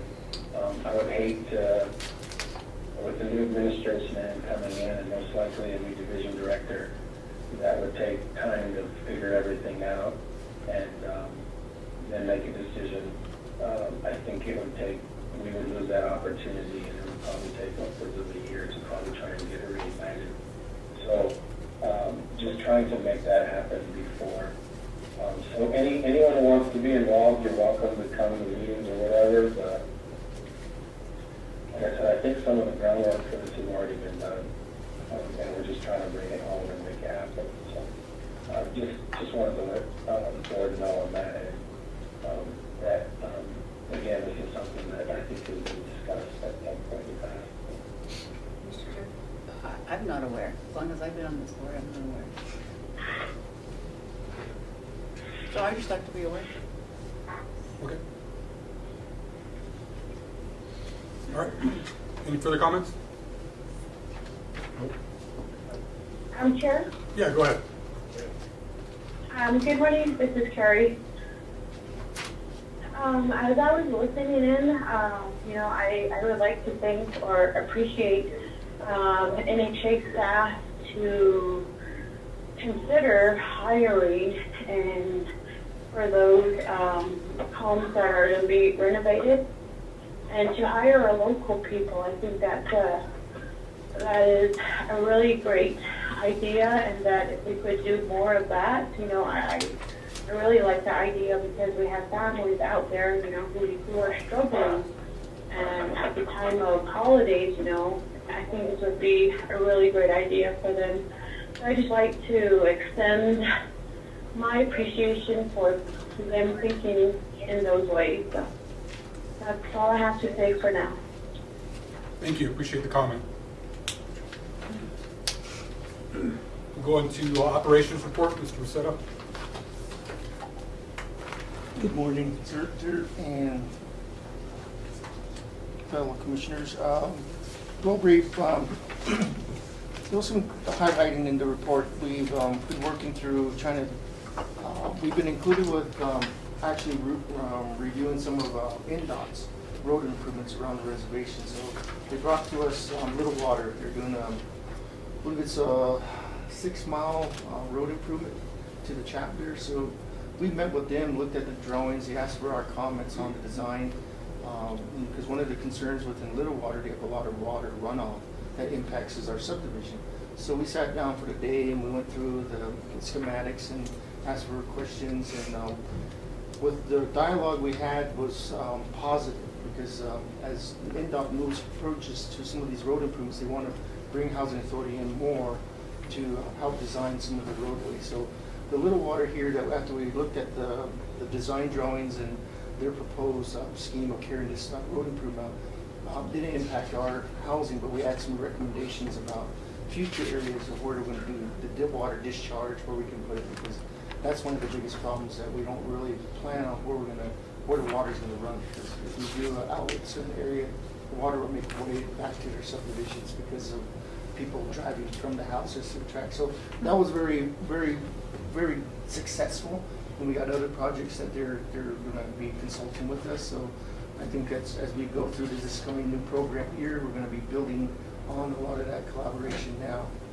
The other part, the highlight, we've been active with BIA, their IRMP, they're redoing that thing.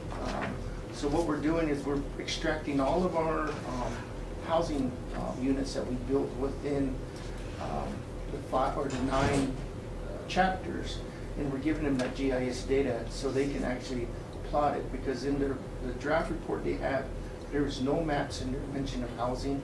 There's no maps of actually any kind of locations of potential areas. So we're pulling out some of the land use plan designations that we have, and we're giving that to them in the GIS format, and then some of the written suggestions that with some of the proposed Bennett Freeze developments that have been given at some of the local meetings. So the collaboration, the person we're working is Calvin Murphy. He's a realty officer. So kudos to Mr. Calvin, because after this meeting here, he helped me work with Harold Riley, and we got the Tuba City permit for the roadway. So it worked very good. So we're that by us helping them, he helped us. We got the permits for the Tuba City Popple Alley. But this is going to be probably a 6 months team membership activity between Housing Authority and them, because we're doing some updates on some of the economic studies, so that can be added to them, so we can actually be a big contributor to this RMP what the Bureau is producing. The other part of it, one of the highlights is that we are getting approached by clients that just want to buy some of these home ownership units. I have 2 clients, a mother and a son. They're looking at 2 units in Rock Springs. I went and visited with them out there. We walked through the units. What I'm in the process now is looking at getting an appraiser so we get the cost, because what they want to do is, the units are over 20 years old, and it went by the life expectancy of the unit. So what we'll do is going to get an appraisal value up there, look at the market rates, and then see if she's willing to buy the unit. But she's is a public rental client, and her son's a public rental client, and they're wanting to buy the houses and refurbish them. So we're working on that, and there's a couple other areas across the reservation where clients are coming to us. So I think one of the things that we're going to be doing is getting an on-call appraisal. So when people come, we can appraise it, and then if it's over 20 years old, it takes us out of our housing stock, we move to somebody that can take ownership of that, and then we can convey it at the same time. So that's kind of the initiatives that that's going on. The other part of last month, we went through probably a week and a half session. And to add on to the discussion about project budgets, in 2012, HUD collapsed all of the grant years from 1999 to 2012. We had $480 million in the locks. And that made a confusion when HUD basically says these have no IHP attachment, so when they lump everything together in the locks, they kind of separated all the identification. So what we did in a week and a half with all the staff and finances, basically went through every IHP, identified projects in the past that were finished but never actually closed out and recaptured. Usually a project has been in the development project that has say 300,000. We would close it out, and that money there would be recaptured by board and put back into the holding account.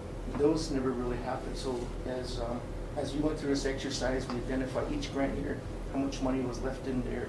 And some of the projects, let's say a subrecipient and they maybe went defunct and they never really closed it out. Those are the areas that we're actually going through that process. So it took us a week and a half, but we found some errors in there, some of the documentation, but we adjust them. Everybody came up to agreement on how we're going to handle that. So some of the ones that have high value of money, $1 million or something, we're going to go through board resolutions and then recapture that to have proper documentation for the program years. Dolores has been one of our continuous, I've been assisting with SWIFT, because we have some SWIFT projects that we want to kick off. So we got them, I think it's Monday and Friday, we're constantly calling Mr. Mike Halona. I think he's getting kind of tired of us. So we take it to him, he signs it as quick as he can, and then he gets his copy, we get it back. But I think it's something new for the nation, and they're adjusting to it now. So I think as we start processing more, it'll get faster.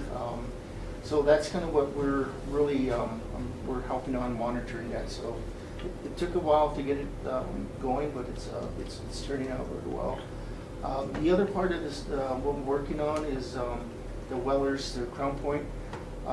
What we're recommending that, because we're looking at a sub-recipient contract, we're actually looking at using an NHA more detailed construction contract where we have more regulatory pulls on those projects because of non-conformities, non-compliance, and we want to use that language in the contract. On the sub-recipients contracts in the past, they were very open, so we want to put more control factors on there. So we're going through that process with Mr. Jensen, adding some of those documents. The other parts of the group homes, we've actually we utilize our design build contracts for RFP. So we're going to put that out there and then use our current contracts to bid those out. So we've got the scope of works done earlier in the last month. So now it's actually into developing the RFP, put that together to get a procurement packet and do it, put it out. And that will be for Whippoorwill, Bird Springs, Talani Lake. We've gotten the people through for hiring process. We have the conics that we're going to be purchasing. Now it's just looking at the securing the site. And so those are the activities that we have. The other part of Talani Lake is, like we mentioned earlier, is a collaboration with Chapter. What is the actual need out there? What can we actually get homes for the clients to occupy? So that's kind of a dialogue. It's going to give us, we're about 6 months ahead of time before we put it, get it out to, if we're really going to do the rebuild and reconstruction out there. So it's going to be tandem doing both dialogues. They're tearing it down and then the collaboration with the Chapter. The Hawk site, we had just passed, we went through, we got all the utility stuff in place. We've actually ran into some concerns. 2 weeks ago, we went through all of the drawings, completed the drawings. A lot of the drawings there we went through, they had 10-inch wall system design, 2x4, 2x6, then they had a separation and a furring out of a 2x4. And then, so in actuality, they were looking at the lead design. While we're looking at the lead design type concept, it jacked the prices up for house construction. So what we're saying, we got to go back to conventional. We got to bring those design. It's nice. Some of the design windows that they wanted was like 3x4 south facing. Some that will fit like Fountain Hills, Scottsdale type thing, or Scottsdale. Some of those amenities. So we're looking at the modest type thing just to get it in place. But we have the push to do get the 30 going with the utilities, and then the actuals. When we get the tax credit, look at the other portion of that to get the 60 in place. So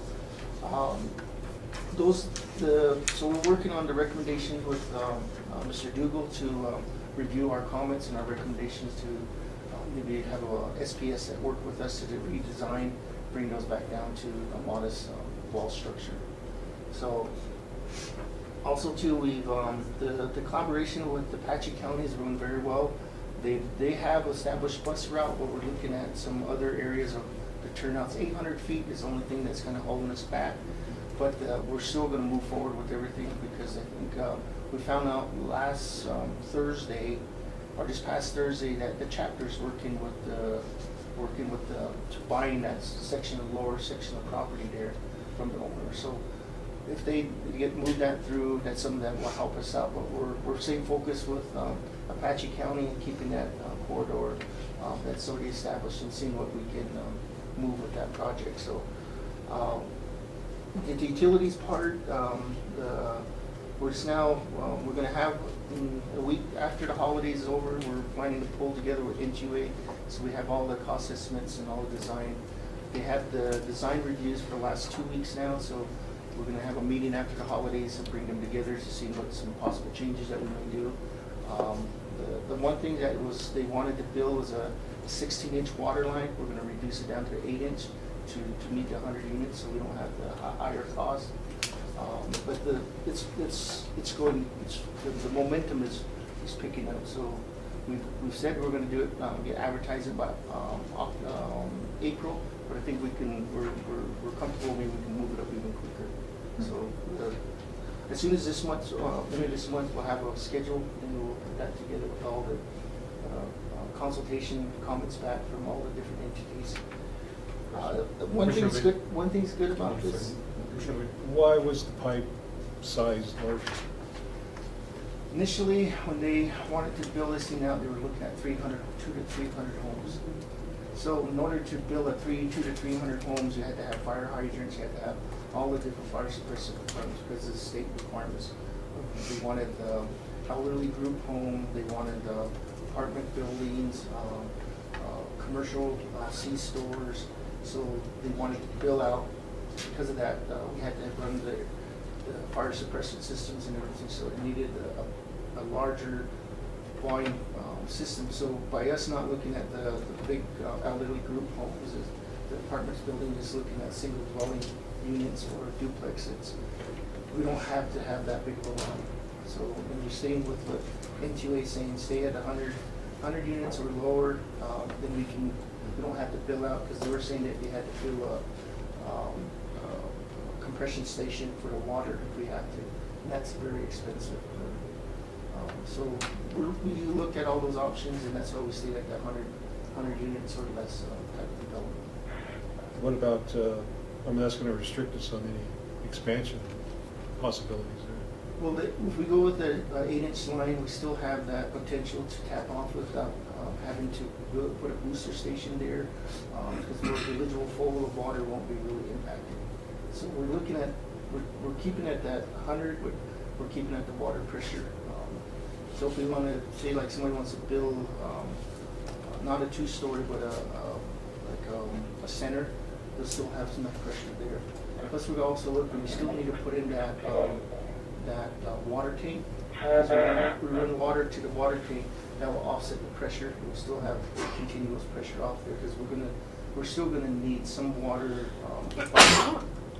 to meet the Arizona requirements, because that's feed land. So the Arizona accounting for requirements, we're looking at that. So there's multiple things that wasn't documented. So I think from having our internal utility person managing that, and we have our architectural background person from now team into the construction, we have all these elements of staffing, and everybody's collaborating versus having that consultant coming on and saying, all right, well, no, you do it this way. There was a lot of gaps that we found out when we talked with NHA that they didn't take into consideration. So it's moving.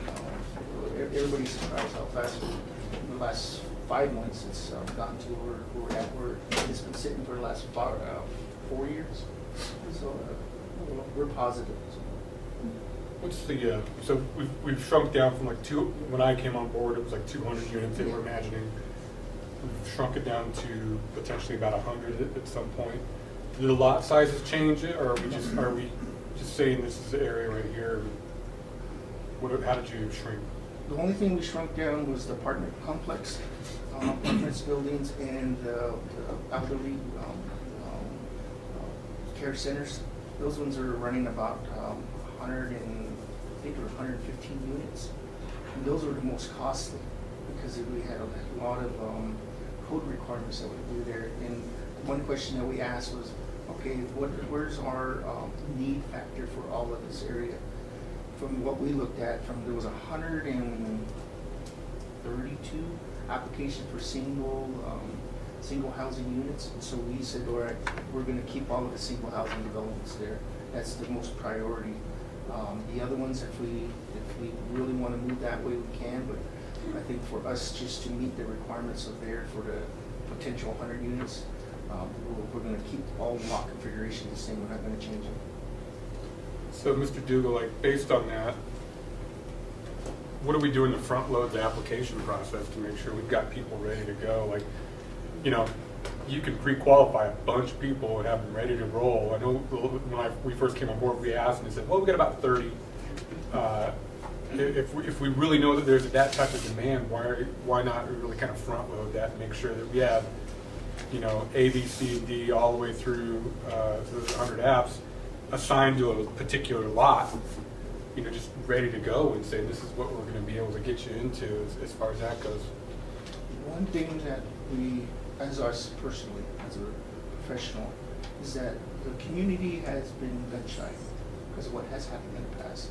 What we want to do is get everything in place. Once we have the lots all in, it's already been surveyed, and get them established, then you open it up, and you get people seeing stuff happening, and we can get the application right. So we want to coincide the construction start date with that drive so that people can see, hey, it is active. They've been hearing about this for years. Right. And so we're probably not going to pull them in right now. When the bulldozers are out there, we'll do that. Well, I imagine it's fee land. You know, we've got a model unit. Maybe, you know, like, you know how, just imagine going to any particular housing development. You walk in, you've got a couple models sitting there that's, you know, they will eventually be part of the subdivision. And you got the map and you put little stickers, these are the ones available. You show people this is something that you could actually, you know, imagine. You know, they don't have to really imagine it.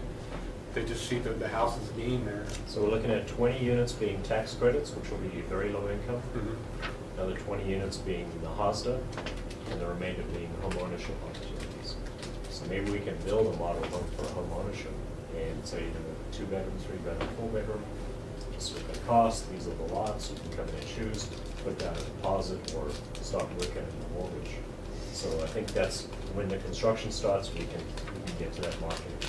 I'd suggest this, that'd be my suggestion, obviously comes from the board, but I would suggest trying to think along those lines to help people imagine what could be in that respect and really kind of get them ready. Because the other thing is that by the time we start working on this, we'll have a mortgage product available to maybe we can start, you know, hey, we got the financing already in place, let's get you going and really kind of go with the whole Down thing. payment assistance, the financing, the homes being built, choose the color, choose the interior, choose countertops, whatever you like.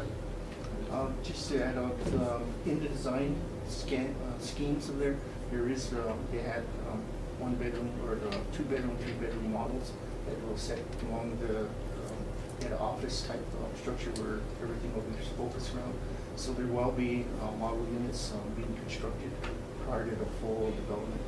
So that was kind of laid out in the project schemes of getting people to understand the units there. So we have more land there that's buildable?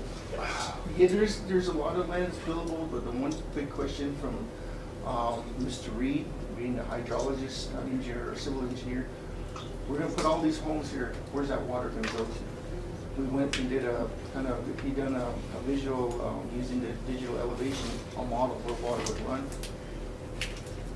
Hate to say it, but all the water's gonna come off of there and it's gonna hit the business site at Fort Courage.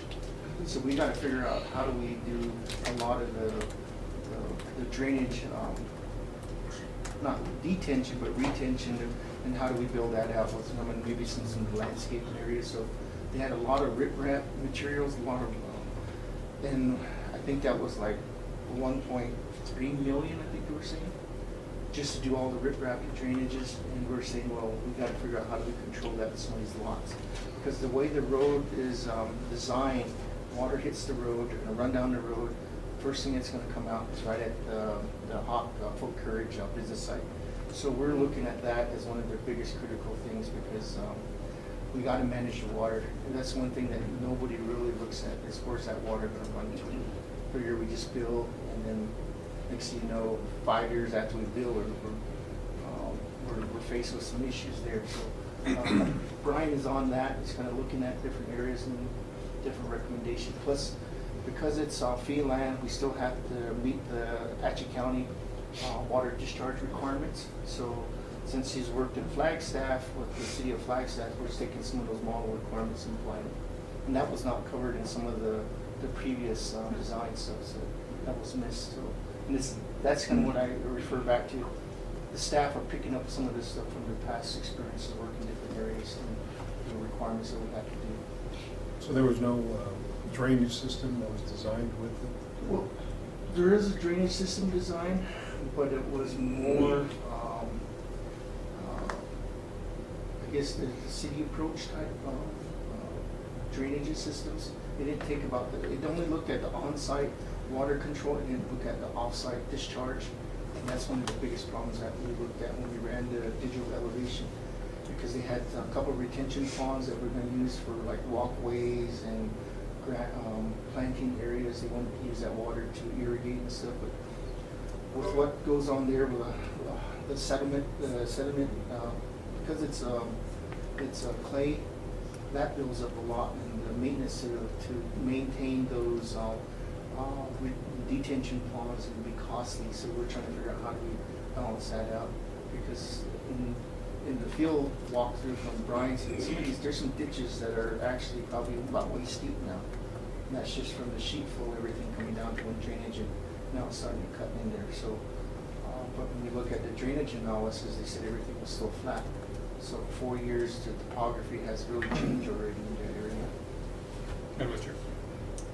If I could, Mr. Chair, go back to the 10-inch double lead design wall to 6-inch to reduce construction costs. By that reduction, do you still keep some lead elements in this home? Yeah, that's one of the things that Ms. Brady's we're saying, well, what we're looking at is the foam spray type thing, recycled materials for insulation. So looking at those areas, maybe triple pane glass type thing for the south facing versus having a big window. So we're looking at those elements to apply to those buildings. We take away some here, we gotta put some here, so that balance area. So what level of lead are we talking about? We're not sure yet. We're trying to figure out we have a meeting with Ron Eckerts of what the vision was, because the project files of how this thing developed we don't have because they had a charrette, I understand, but we don't know what the notes were to get to where they were at. Okay. So, and because we went through that lead program in ERA, so we took some of that stuff that we're applying to the projects. So what is our goal, Bill? Probably minimal. So that's kind of what we're looking at. Is Is this that silver, gold? So 6-inch spray foam actually far exceeds lead. Lead, the 10 inches based on that. If you go to 6-inch expanding foam, that far exceeds your lead requirements. So hopefully we'll keep some of those elements. Okay, because I think that's Definitely sellable. solar, definitely Okay. things like that. And with the site there, with the vision of the lead was basically like a silver, because they wanted to keep all the open area, the walkways and stuff. So we'll leave the area for the rodeo grounds there, so we'll work around that, but we're moving forward with All right, that. thank you. Staff's all engaged. All right. The other part with the Winter Rock site, to add on to Sir Dougal's, that we do have the process for the RFQ going through the contract interviews and everything. So that's moving along, fast tracking. So we should have that in contract probably by end of this first quarter in December. Start looking at some activities in terms of the design aspects of it. So we're way ahead on that. We've gotten all the soil testing, got all the topo. Now it's just going to come up with a useful land design concept for that property. Will that area also have anything for commercial? We want to put in just the laundry aspects of it, like a little, how would you? Well, the units are going to have laundry, aren't they? Yeah, but we're looking at some just like what apartment complex that they have. Clubhouse. Yeah, I can't remember, like a fitness part of it, and just that's kind of what we're looking at. The meeting area and stuff for what they need. So we're still in the infant stages of seeing that, but one thing that NHA says, if we do put laundry in every one of the houses there, we're going to lose pressure on that.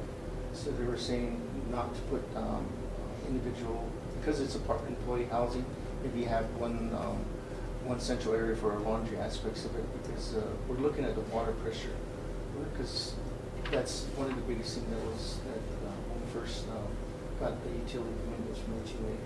Because with the water lines down here, properties up here pumping up, because I think it was 69 feet or something like that.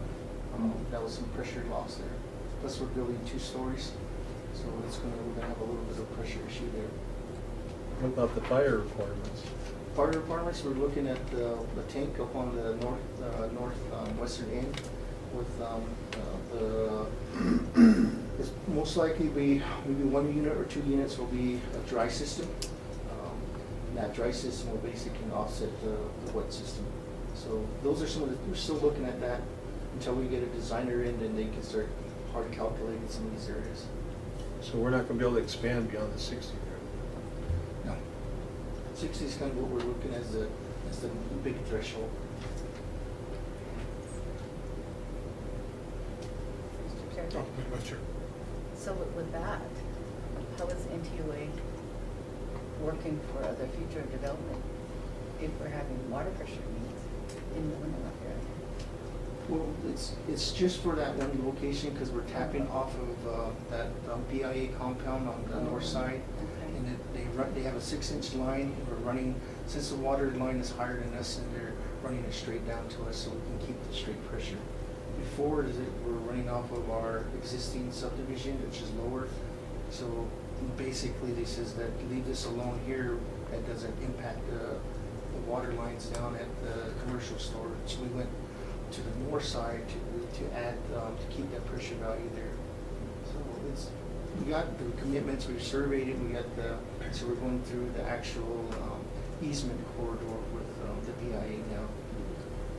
So I think it's correct because Navajo Employee Housing, they're proposing to build opposite the police department. And they said they've got all the utilities worked out already. So our construction doesn't impact them and their construction doesn't impact us.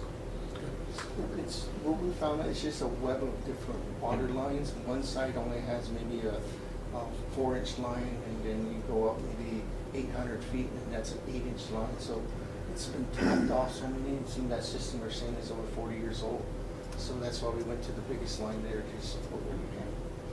What would be the cost increase to have every unit operate its own laundry? We don't know yet, because we haven't gotten to that estimating it to the unit for laundry.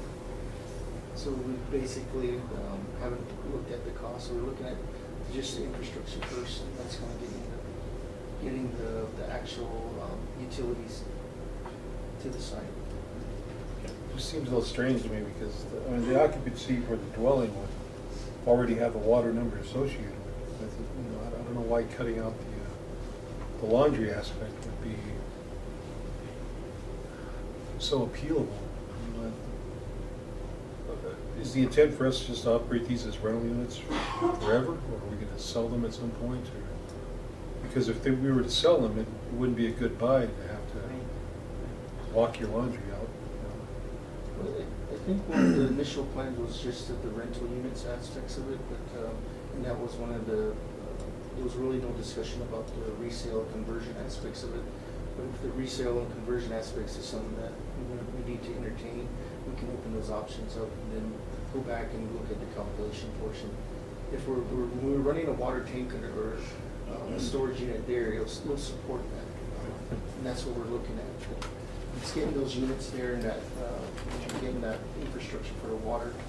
I think was the biggest key thing. So once we get the commitment, say it's 10,000 gallon tank up there as a reserve to balance out the water pressure, then we can say, okay, well, there's enough elevation, we can push that down to the units, and they'll have 35 psi per unit. Versus that was one of the concerns, is when they did the visual flow, we were seeing some of the units on the west side were only going to be potentially at 16 psi. So that would really hurt the person that's on the top floor. And the bottom floor maybe getting 30 psi. The guy up on top is only getting a trickle of water. So that was kind of the balance. But that's when we came up with NHA said, well, you guys really need to look at possibly putting that tank up there to offset the pressure.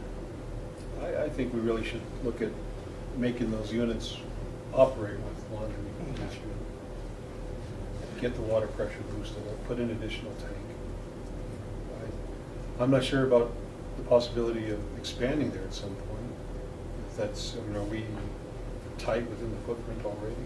8.3 acres. 60 units is it's gonna be tight as it is. Beautiful site, the views are magnificent, you can see all the way to the airport, it's beautiful. I just wouldn't want to be out there in the wintertime hauling my laundry to someplace, and then we got these units that are probably going to be renting on the high side, and then, it doesn't align right with, a higher income type facility. Can plumb them for washer and dryer, and we'll plumb them ready. Yeah, that's what I was thinking, just have it ready to go, and if anything, you offer it as an option, maybe when you rent them out. If they wanted to carry their own, then they could go out and buy their own, but maybe have an approved model or within a parameter, like a stackable or something, Right. that has to fall within a certain parameter, but also have the option if they need to do on-site just in case. It's something to think about, but yeah, I think you're right. I don't necessarily think I'd want to be out here hauling my laundry after the thing if I didn't have to, but I mean, if I had the option. Anyway, something to think about. You get snow, you get ice here, that's no fun trying to do that. We can look at that once we get to the design team, because that's where the charrette part aspects of what do we all want there, looking at the cost and everything. But to answer your question about the site, we looked at areas of common ground. If we're going to have families there, looking at some area for sitting, for usage and stuff. So that's why we're saying, well, we got to have those areas. And plus parking. As Native Americans, we always have 2 vehicles, or maybe more. So that's why we're kind of looking at the parking area. So we're trying to balance out our culture and trying to bring the amenities of maybe the playground, the basketball area there. The biggest emphasis is this is going to be enclosed, gated. So it's more control of the individual, protection. So it's going to be a first model for NHA like that, the development, but I think it's more critical because these are to be individuals that we're going to count on to really shine on this new development that we're going to be rolling out. So you can have garages or at least covered Well, that's what carports? we're looking at. We talked about offset with the NHA, about solar, using the garage and solar, and that's what we talked about, utilizing some monies from the Department of Energy with the grants to offset that. But how do we do that? We asked NHA, will you buy the power from us? So the solar panels, in Albuquerque Airport, they have carports that are solar panel tops, that's all they are. The thing you need to do is you need to sell power while it's being generated and then buy it back at night. So you need to have a reverse metering.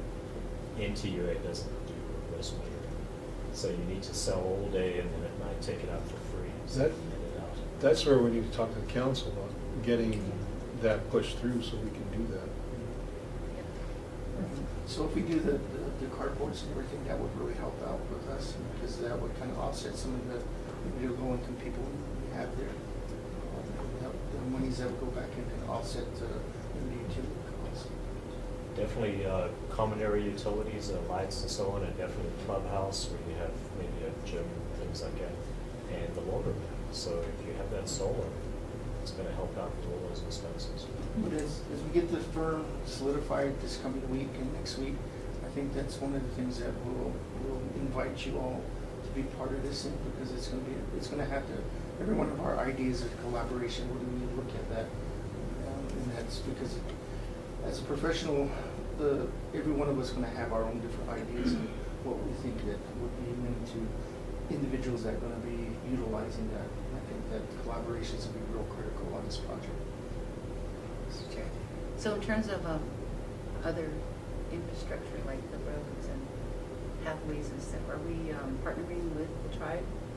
Because their development's going to be right next door, right? Or close by? No, it's going to be probably right above the police department. So it's right there, and we're right here, and then we have all of this. Okay. With Yes. housing between, they're going to different access. They're going to go in from, opposite police, different access. So it's going to be coming in from the old Circle Drive BIA compound coming down. That's going to be their access from there. Not the dirt roads off. No, no. All right, thank you. That Winter Rock site, or the discussion with the Winter Rock site will conclude. I have a brief update with projects that are in progress. I can read that at your leisure. We finished out, just budget-wise for expenditures, we finished out 86% out of the operational budget, so we were a little short of meeting the full 100%, but a lot of it was kind of the bigger items like capital items that we said we were going to buy, but we didn't buy, so we saved a little bit of money there not buying those. So one of the biggest things with what we're rolling out this year, we're looking at a lot of consumables, not buying a lot of different print cartridges and stuff. So next year we can bring that operational cost back, going to network printers and stuff. So that's kind of where I'm looking at the cost savings around the operations versus have every office have a computer and then bringing that all back down and then having office supplies, bringing those units back together. So we can see that we save roughly about 14% of our funding by us really reevaluating that for operational costs. I will conclude my report, sir. Thank you. Any questions from the commissioners? I was wondering what's going on with developments for Defiance here. I thought we were looking at getting some property from BIA. That's still going. BIA has had a retired property manager. They're retired, so I have Calvin Murphy's been in the position for 3 months now. So he's going through that run. We did when we did the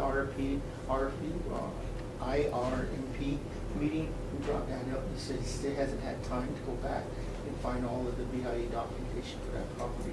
So then we can actually say, all right, what does the BIA actually own? There's only 3 people now at property versus they used to have, I think it was 14. So they're minimal. So the real estate is main focus now for the next 6 months is finishing the spin and freeze report. So I'm still pushing them on that. There is still 2 properties up in Fort Defiance by the chapter house. We're actively, but it's just trying to get the bureau because of their short staffing and downside is kind of. I think it's still on our radar to get all the land. So the Hatch property, and then there's a couple of Shiprock that we're looking at too. Along those lines, what about info lots, Dan? We have plenty of them, don't we, to develop? We use pretty much on this modular, pretty much a lot of the available suitable land. Okay. We still have a handful, but the one big thing is that it's just the cost for infrastructure upgrades at NHA. Because when they say we add 10, 15 more units, they want us to rebuild their 3-phase line. So that's only the biggest troubles that we have. I know that we've talked about sewer lagoons lately. Mm-hmm. So those are just the biggest struggles we have. That how do we build? We have some available property, but the aging infrastructure NHA has is they're asking us to fork out the costs, and we've been looking at ideas of USDA and stuff to also some of those upgrades. So I'm kind of wondering how to draw attention to not only are we general contractor, but we're a developer, and those costs that we essentially contribute to NTUA. Where is all that in the reporting? You know, how do we show how much we pay NTUA to do what I would consider their work and their contribution? We have that in the detail in a project schedule. It's not in the report, but at one time we did bring that out because we wanted to know at one of the council meeting how much money are you paying for taxation, how much money are you paying for infrastructure. We did that detail about 2 or 3 years ago.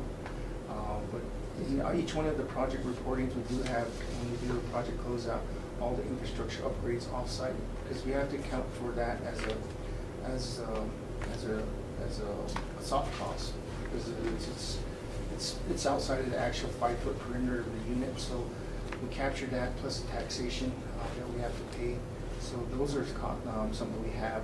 We do have one internally that the staff track every month because I know last year when we did the quarterly congressional report, we reported I think it was like $18 million we paid into or utility infrastructure and I think we paid, out of the 400 or 600 and something million that we did in 5 years, 5% sale tax went to Navajo Nation. We do have those broken down in terms of the project. But if we can generate that for, to see each year how much money we have, to give you that report up, so you guys can evaluate it and look at it. I think it's a good presentation, especially when you take it to council and say, look, we need some help here with our infrastructure, because the more we have to put into it, the less people we can house, and the less people, less money we can put to projects like the mortgage program and trying to back those types of things. But I think you're right. I mean, we've talked about this for the last year and a half. It's like, I think now it sounds like you guys have had some really good meetings with NTUA. It's a matter of really presenting the numbers in a way it's understandable and saying, we're incurring these costs, and we have incurred these costs. They're real costs, and we need to,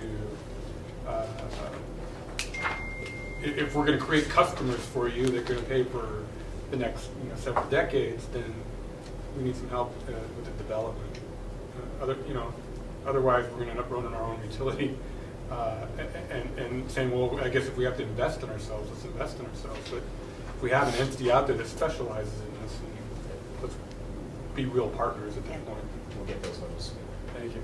I guess just to add on to that, if you factor in, we had a little over $84 million in construction contracts and A&E contracts that we had with consultants and contractors.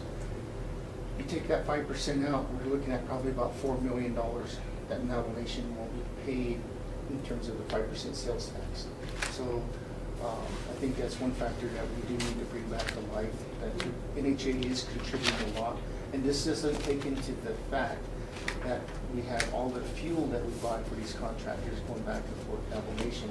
That fuel excise tax has been going back in there. So it's something that we can put together. Well, in discussions with the President's office and with Mr. McKay, they're very aware of the amount that we contribute to the economy. And they're also very aware that it's been diminishing. And they want our construction to ramp up again, because that's a critical component of their overall budget. So they're aware of that. Any further questions? Are you going to cover maintenance? I wasn't going to cover anything. I was just covering the division that you guys cover this as your feature. Who answers questions about maintenance? Well, we had Arnie here, but he didn't come today. It's just it was Monday. It says that just the people that were presenting with he is allowed to come. Why even submit these reports if these people aren't even going to be here to answer questions on these things? Maintenance under construction services, we can certainly have everyone present. Yeah, I got questions about these maintenance numbers here with the public rentals and the home ownerships and all that stuff. But and then with HMD over here too, questions on this stuff. I'm wondering if this is a new format we're looking at, where you just have. We don't even have finance here. We've got a rep here, but no director, no officer. She was invited. I'm not sure why she didn't attend. Did she mention why she wasn't attending? No, I don't know why she's not here. Well, you weren't here, but we were discussing the public rental issue with the CEO, and it's about getting to how long these, like this one on page 4, 81 units are ready for occupancy. And which offices have those vacancies? And what's the timeline right now for them to fill those vacant units? Just needing a record, and I'm talking with the CEO, looking at creation of a website where all these available vacant units will be listed, so that the public and ourselves can go there and look at this, and then look at it daily even, to see how the units are being taken up at the different locations. But a better tracking of how we're meeting our desired occupancy delivery date of 3 days. Once it's turned over. And that way you can judge how well the managers are doing in occupying those units at their office location.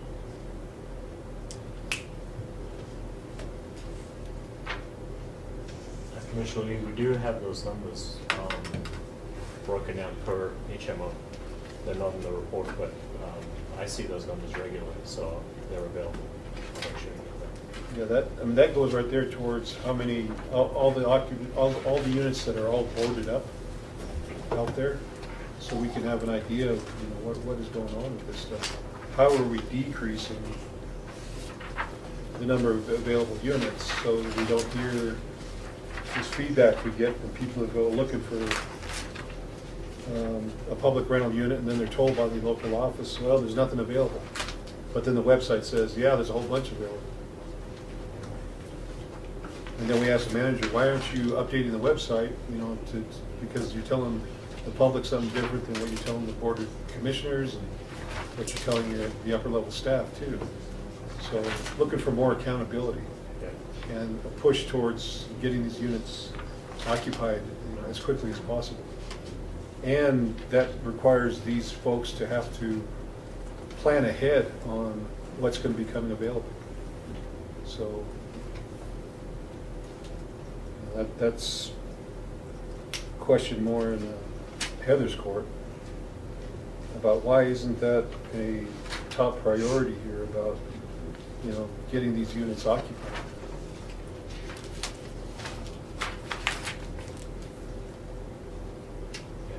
I'd like it so that if I went and toured the different locations, that I don't see boarded up houses anymore. And we hear that from the council as well. So,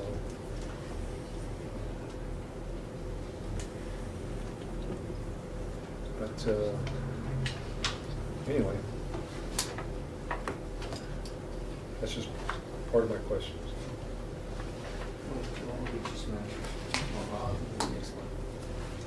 I hate trying to, having to dump this on you because, you don't have Ernest here or anybody else to ask these questions to, about modernization and how things are going and all that. It's interesting. Yeah. I'm meeting with, the people responsible for the reports that were sent out. Well, I think from our perspective as a board too, I think that we need to go out to the HMOs themselves and really kind of look and see what's going on the ground.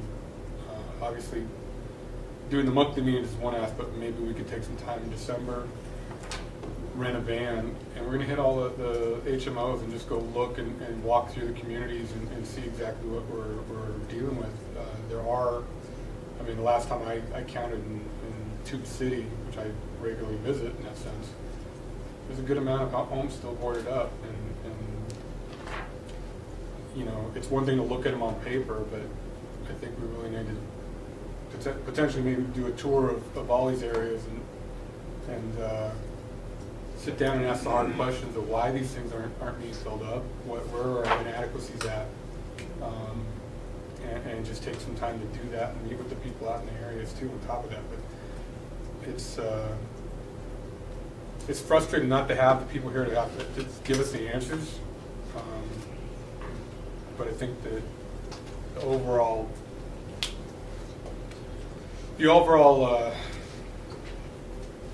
feeling is that this is a top priority. It's been a top priority. We're still not seeing some of the movement that we need to see. And yeah, we have a lot of balls in the air in the sense that we're juggling a lot of different projects. There's a lot of improvement in different areas, but this is probably one of the most visible areas that we're dealing with. It's one thing to say, oh, we need to get the records and these types of things and make sure we're correct on those and everything, but we're struggling to see how it's getting better faster, and I don't think it's necessarily easy to see on paper either. It's something that I want to make sure that we're out there doing. So perhaps maybe as a board, we can look at some sort of week-long tour that we can go and just hit all 15. To make sure that it's apparent that that's absolutely a priority for us, and set it up with the leaders in the community and saying, this is we're here to look at this specifically, and show some movement on it, and explain the force account and what's coming up, and maybe even hear from the community leaders themselves in a way that it doesn't require them to travel to our meetings. We can potentially travel to theirs and meet with them in certain aspects. So I think I'd like to offer that to the boards. I'd like to do that, maybe for a week Potential. with folks. And Mr. Chairman, we are hiring this 250 force account. We were trying contractors, that wasn't working. They were very expensive and also doing shoddy work. We changed, we're on force account. So I urge the board to let that mature and get going, and you'll see progress there.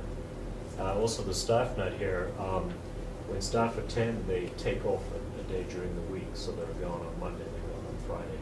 So what I was trying to do was have the people here that I thought would be able to answer all the questions for me. Okay. Maybe that was my error, and we'll change that.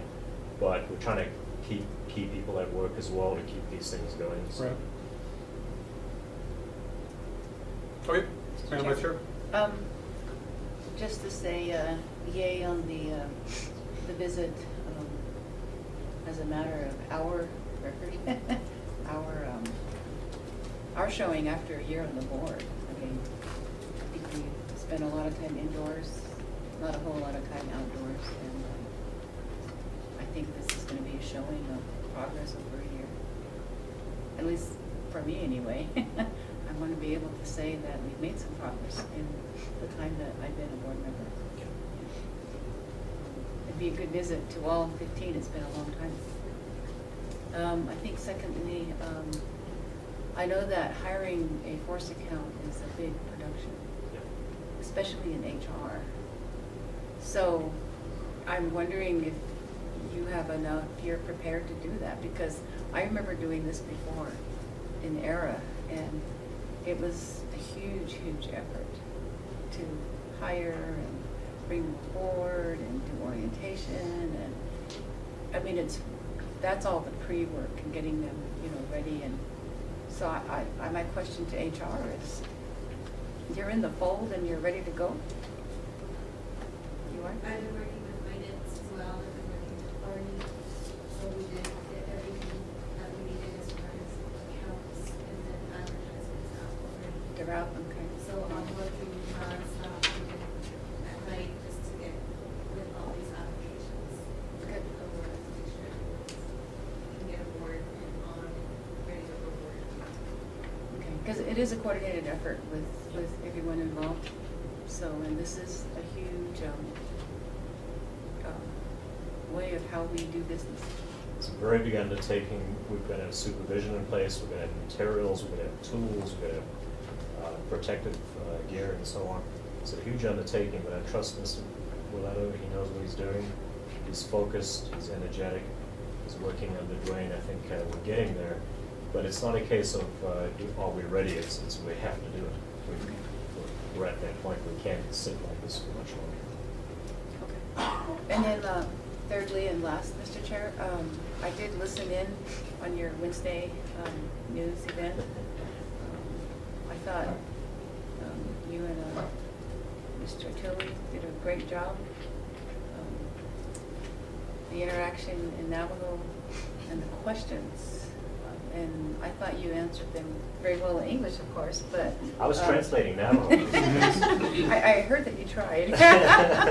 But I actually enjoyed the questions and the responses. And even though it went outside the veterans policy, you had the boarded up question a few times, boarded up homes question. You had the income question and all of that stuff. So just want to give you kudos and having that. I think we need to do that more often. Okay. I thought it was well done. My daughter watched from Washington State. She watched on Facebook. And she texts me, "How thirsty are you?" 3 bottles of water. I saw it. I noticed. Yeah, Mr. Tilley did a really, really good job. Yeah. I thought it was well done. he's a good speaker, so we'll do that again. Thank you. Thank you. Any further questions for Mr. Wasetta? Anybody on the phone have any questions or comments? Chairman, I have a comment.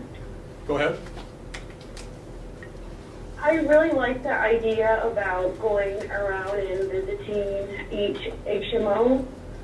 And I don't know how soon or when we can schedule that, because that's one thing that, I was interested in also. So, I'd like to make that happen or schedule that sometime. Thank you. Okay. Okay. Thank you. Any time frame when would be best? Christmas Day? Potentially 10th through the 14th, culminating in a board meeting on the 15th. It's a very busy week, but that's, if we time it right, we could potentially make a big loop and make sure we hit all the HMOs. It's 3 HMOs a day. That's a possibility. So I know some of them are closer together than others, but that might be something. But I think it's important, especially, moving the meetings around is great in one sense, but on the same note, it doesn't give us time to go out in the way I think we would like to. This might give us some opportunity to actually spend a few hours in divisions and really touring the community and meeting with some of the leaders too, as we go through the community. We'll set it up. So maybe that week from the 10th through the 14th of December might be a possibility, but That works for me. is that possible? I'll have to check on it. Okay, all right, we'll take a look, but Okay. that's kind of in the ballpark, I think. Any further comments? Sean. Sean, do you have a comment? No, just when we schedule this tour, let me know. It's going to be kind of hard for me, just transitioning. There's already a bunch of stuff on my schedule with all these transition team meetings, but Right. if you let me know, I can try and, work something out. I think even if you could hit a couple of them here and there as your schedule permits, obviously it's a lot to ask to take out an entire week, but especially at this time. But we'll work with it. I think that there's a possibility a good majority of us could try to do it, and people hopping on and off the agenda. Yeah, if we could hold off until after the inauguration, then I'll be a lot more free. Okay. And the inauguration, I think, is on the 15th of January. It's up to you guys, just let me know. Okay, we'll figure it out. All right, thank you, Mr. Wasetta. On to admin report with Ms. Cook. Thank you. Good morning, Board of Commissioners, NHA staff. Before you is the admin branch report. Priorities for next month, of course, as we continue to go through the reorganization restructure. And based on the work session, we have reached out to Repair International, had a brief discussion with them, and they will be looking at some of the deliverables that they had in their previous contract, and will be coordinating with us to see what was still needing to be done, and we can assess and determine from there what needs to be done on that. The other area, priority for next month, is the property inventory control, as far as getting property and supply standard operating procedures in place, which also involves the procurement planning with maintenance projects, and then really looking at material standardization through our NHA, and then how we are going to go about procuring those. So it's really looking at the whole supply chain of how we're getting in materials. So I'm working very closely with Olin Arvizo, the FFMD Division Director and Property, and getting that all in line, and bringing together some type of plan that we're going to be executing and implementing on the admin branch side. We're also, for next month, looking at information technology assessment. I know based on the work session discussions, we were looking at bringing in the third-party firm to come in and really take a look IT. So that is being worked on right now as far as identifying target dates as to when that's going to happen. Madam Vice Chair talked about the goals in regards to what's priority. I know on our weekly supervisor meetings, we've been talking about a lot about the reorg, but just most recently from our executive, we did discuss performance goals. And I think what was discussed at the last meeting was that we need to come to a consensus as an organization as to what those goals are going to be, so that we're not continuing the operation of silos in regards to each goals, but we have one common goal. So that's another one that we are as an organization working towards this next month. And then in regards to the projects that we're putting out is the construction solicitations. As Dwayne mentioned, there are several design build projects that are going to be coming out. So we're going through the planning right now with construction. We have a meeting on Monday to go through the whole entire list and schedule timelines of when those things will be coming out. So those are some of the things that we have in the next few months that we're going to be tackling.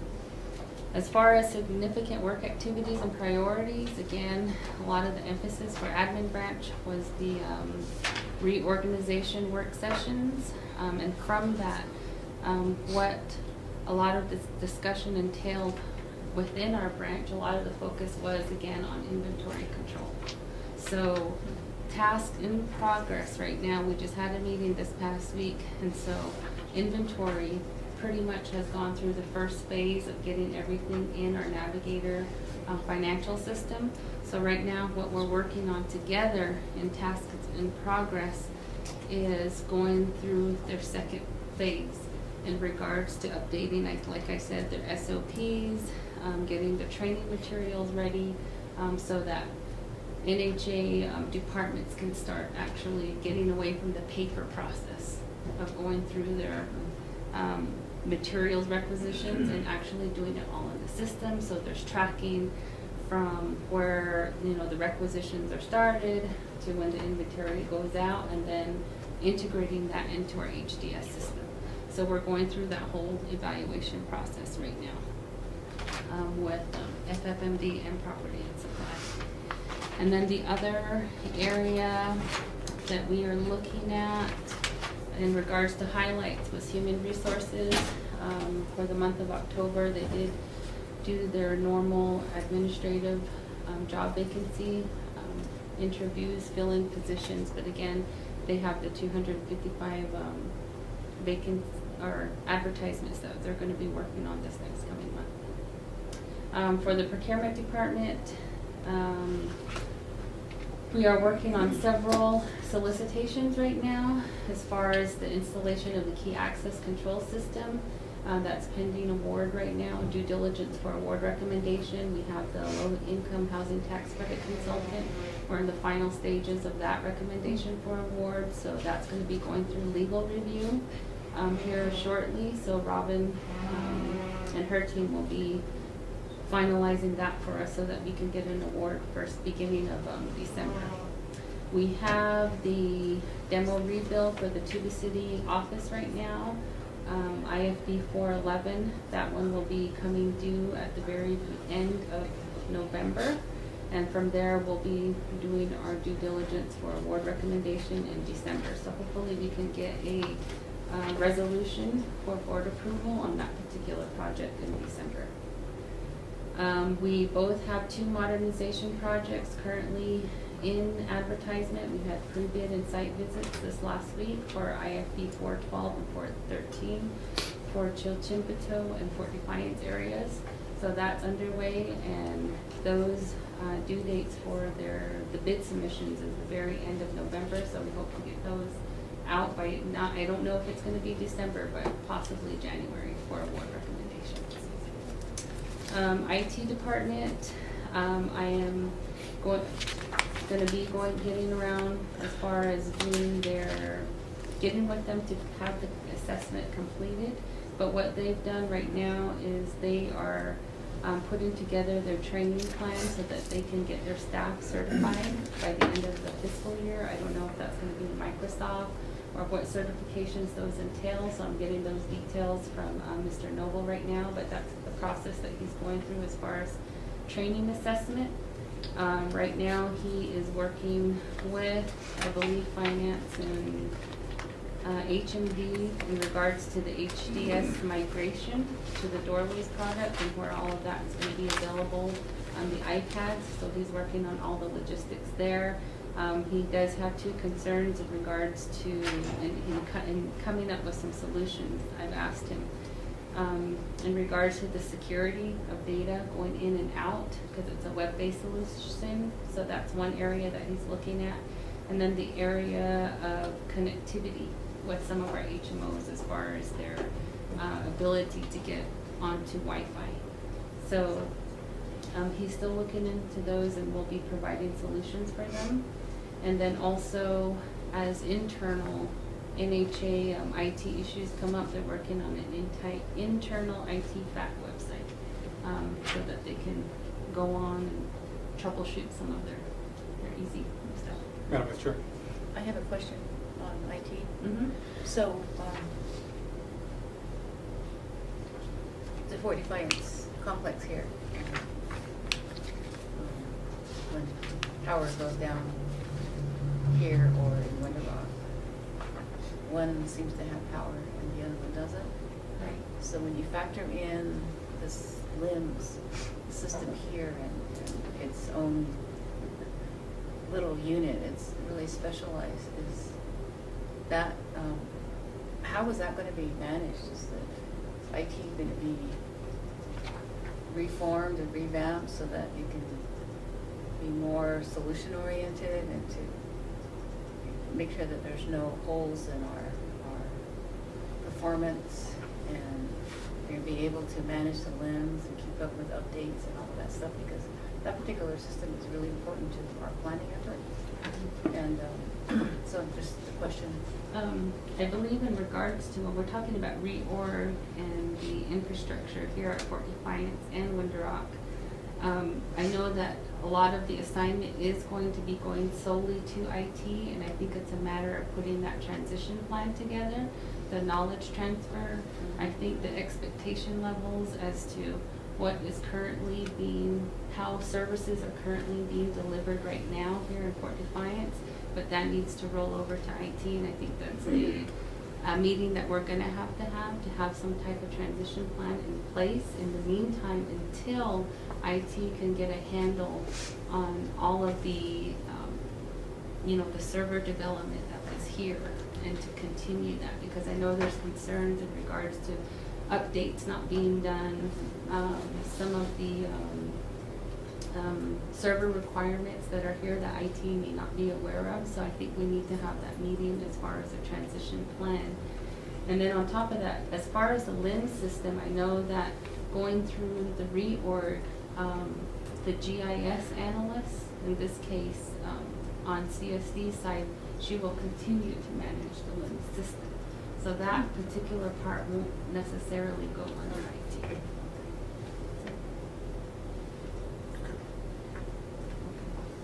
Didn't Don say he was moving two people down here Yes. permanently? Yes, and then he's gonna be moving staff here so that they can do that. But I think if we can all come together, do the transition plan, get the necessary training, updates, whatever it is in regards to maintaining the server so that the flow continues. Mr. Chair, just a comment. So as we continue to automate and become more technology-based, this LIMS system is just an example of how powerful that can be. And it seems like we have two systems in place and there isn't that connection. And it could be because of the infrastructure in the community. You have support by NHA here, and then you have Frontier in Winter Rock. Not much we can do about that, but it seems like when you talk about IT being a solution to some of our processes, it's a huge whole system that we really need to get to. And at this point, even based on that audit that we saw, I'm not sure what that was. I don't know what it was, but it doesn't really tell us how far we have to go to get into the 21st century, if you ask me. lot of attention, I think, needs to be in this area here. I would appreciate that. But I appreciate your work so far, so. And we can have an update on that in regards to the assessment and then what the next steps are gonna be by next board meeting. Okay. Okay, I'm going on with records. Again, Mr. Dougal updated you in regards to the scanning and digital imaging. With FFMD and their departments, maintenance staff, 51 work orders completed for the month. They're in almost the last stages of renovating CSD building as far as, so that we can adequately, I guess, provide workstations and relocate the executive office here in Fort Defiance. And then pest control, of course, 37 work orders, and they concluded 18 tenant education sessions with the HMOs. And then also their staff had received CEU education credits as required for each of their positions. So that, and then you have all of the detailed reports following this report, and so if you have any questions in regards, I'll let you guys read that at your leisure. And this concludes my report. Thank you. Any comments or questions from the commissioners? Mr. Chair, can I make a quick comment? Sure. And this is probably off into the future at some point, but I think we'd be doing well if we started planning for and researching now. And Craig, I know, knows a lot about this, but a couple weeks ago, after our board work session, I took a flight down to New Orleans. By the way, I'm still sick from. Oh, no. It's not getting old. Hang in there. This is 2 weeks. But anyway, I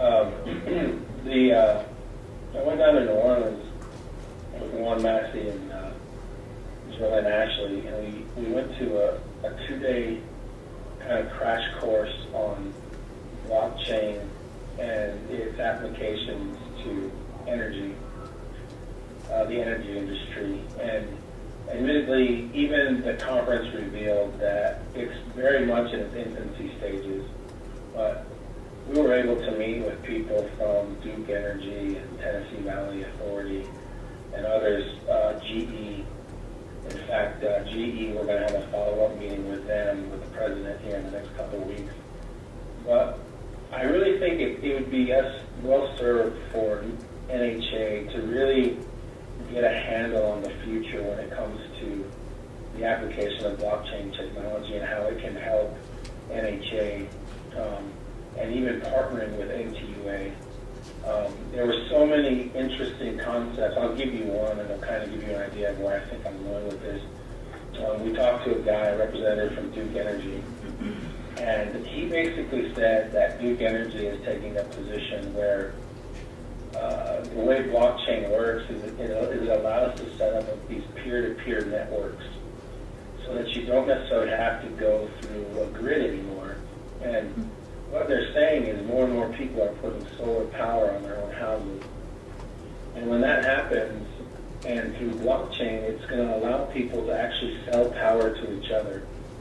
So for example, if you have solar on your house right now, and you have an excess production, through blockchain technology, you would be able to sell all that excess power to your neighbor next door or your neighbor down the street, whoever's in that peer-to-peer network. And what Duke Energy said was they would allow their customers to do that, and then act as a backup power if solar energy, wasn't available like at night.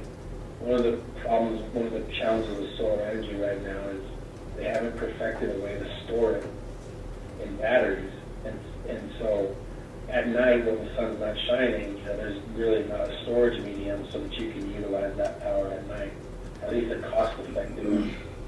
And so anyway, the reason why I'm bringing this up is it's the way it seems the world is moving, and And I think we'd be well served to kind of put an action team together to continue to stay on top of that stuff. Because it would be really cool if we could lead the nation in housing development with a solar power option like that, where we put up communities that can basically be peer-to-peer networks, or even community-to-community networks where, say, chapters are selling power to each other in a solar energy setup, and then have NTUA kind of act as the backup power when needed.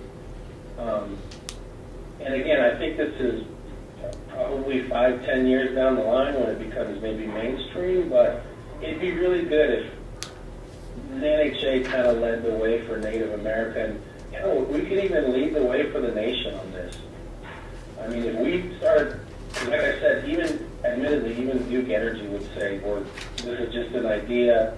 You know, definitely this blockchain technology gives us the capability in theory, but this is how we're thinking we're going to adapt it into our power grid.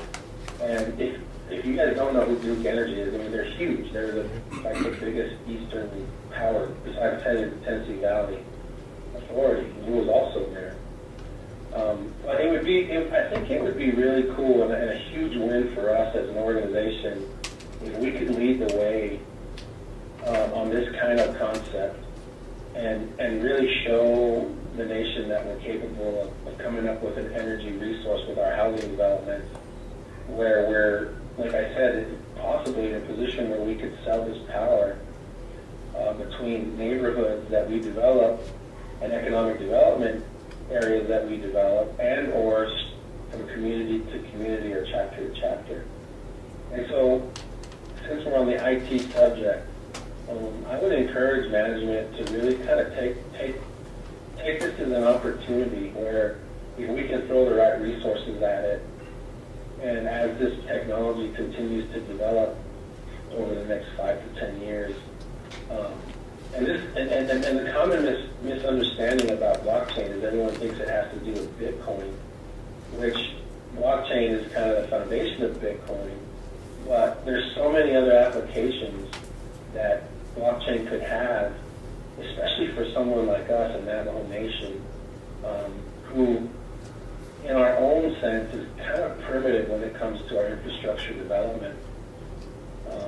I think we all know that, and I think if we can find a way that we present a renewable energy solution that can be shared and sold peer-to-peer and lead the nation on that, the entire nation, and maybe even the world, I think that would speak volumes about where we're going and how we're evolving as an organization.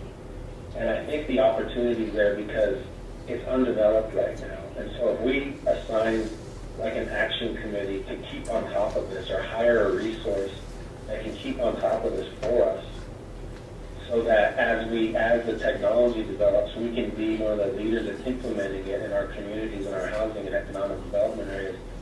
Man, I think that would speak so many volumes for where we are at NHA and how we can bridge that energy gap for our communities, because we all know it's not there.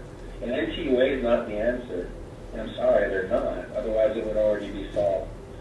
And if we can team up with NTUA maybe and make it a government priority of the Navajo Nation, led by NHA, I think we would do very well for ourselves.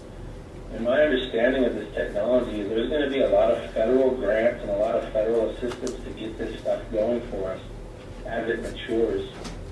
And so I just think it would be a good idea that as we continue to develop as an organization, that we get out of the mode of reactionary management and get into the mode of actually leading the way and proactive management, and really show that we have the capability of coming up with a solution like this. I think the resources are out there. I think there's people who can help us now. I think we could develop Navajo students right now to carry this into the future, because while the Bitcoin piece of blockchain is very volatile, this has nothing to do with that. This is more of technological advancement that allows us to develop in the way that I just explained. And we were talking about how we could apply this to the Navajo Nation, not just with energy, but, you know, the president has been talking about setting up this managed care organization with 80,000 Navajos coming out of the state-sponsored system and becoming its own Navajo care organization. And blockchain and the data mining from that could provide so many ways, sources of revenue coming out of the patients that we serve, from our people, and all of the data that comes out of that would now be ours, and we would own it. We could create our own network, and that data has value. And if we can apply it, like I said, to our housing efforts, our energy efforts, I mean, hell, even down to the casinos. I mean, when it comes to player database management, player habits, blockchain can help that data set become very real and very valuable information. And so the president has an initiative that he's trying to finish before he comes out of office to develop an energy office. But I think we should lead the way and approach the next administration on the development of blockchain technology on Navajo and explain to the new administration exactly how I just explained it. And Craig, you know a lot more than this than I do. I know you do. I mean, you can kind of figure out ways how NHA can really become a leader and put Navajo Nation in a position that we're leading the world, and maybe even sell our expertise to other tribes on how you set up blockchain and how you can apply that to the very many different governmental applications that there are out there, like housing and energy and economic development. But, and I'll just end it by saying, imagine a world where, let's say that, like Chinle or Window is all on its own power grid, powered by solar, and everyone's just selling their power to each other. And that goes from government buildings to housing to businesses. I mean, you can create that kind of network, and then any excess power that Window Rock generates, they could sell to Fort Defiance, who can then sell excess power all the way up through, you know, other areas. And I think when we're talking about IT, I think we'd be really well served to embrace this and potentially become a leader in the entire world when it comes to the application of this to our organization and really our mission, which we always go back to, which is to provide this housing option for Navajos. And we're always talking about modernizing how we do things. And I really think this is a way we can become, like I said, I probably am repeating myself, but a world leader in this.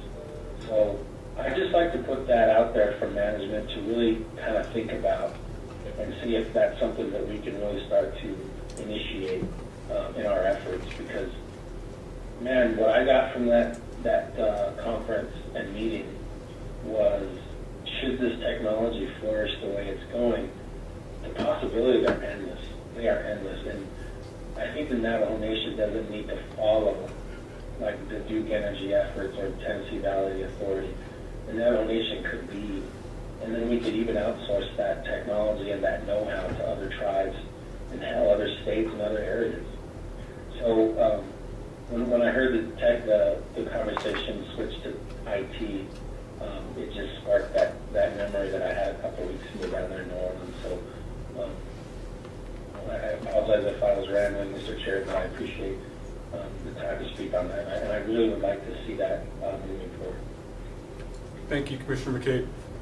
And I'll just add to those sentiments. I think that, yeah, there's some opportunities there that as we're looking for economic opportunities to develop as a nation, not just within NHA, but there's a lot of really good technologies that are starting to emerge.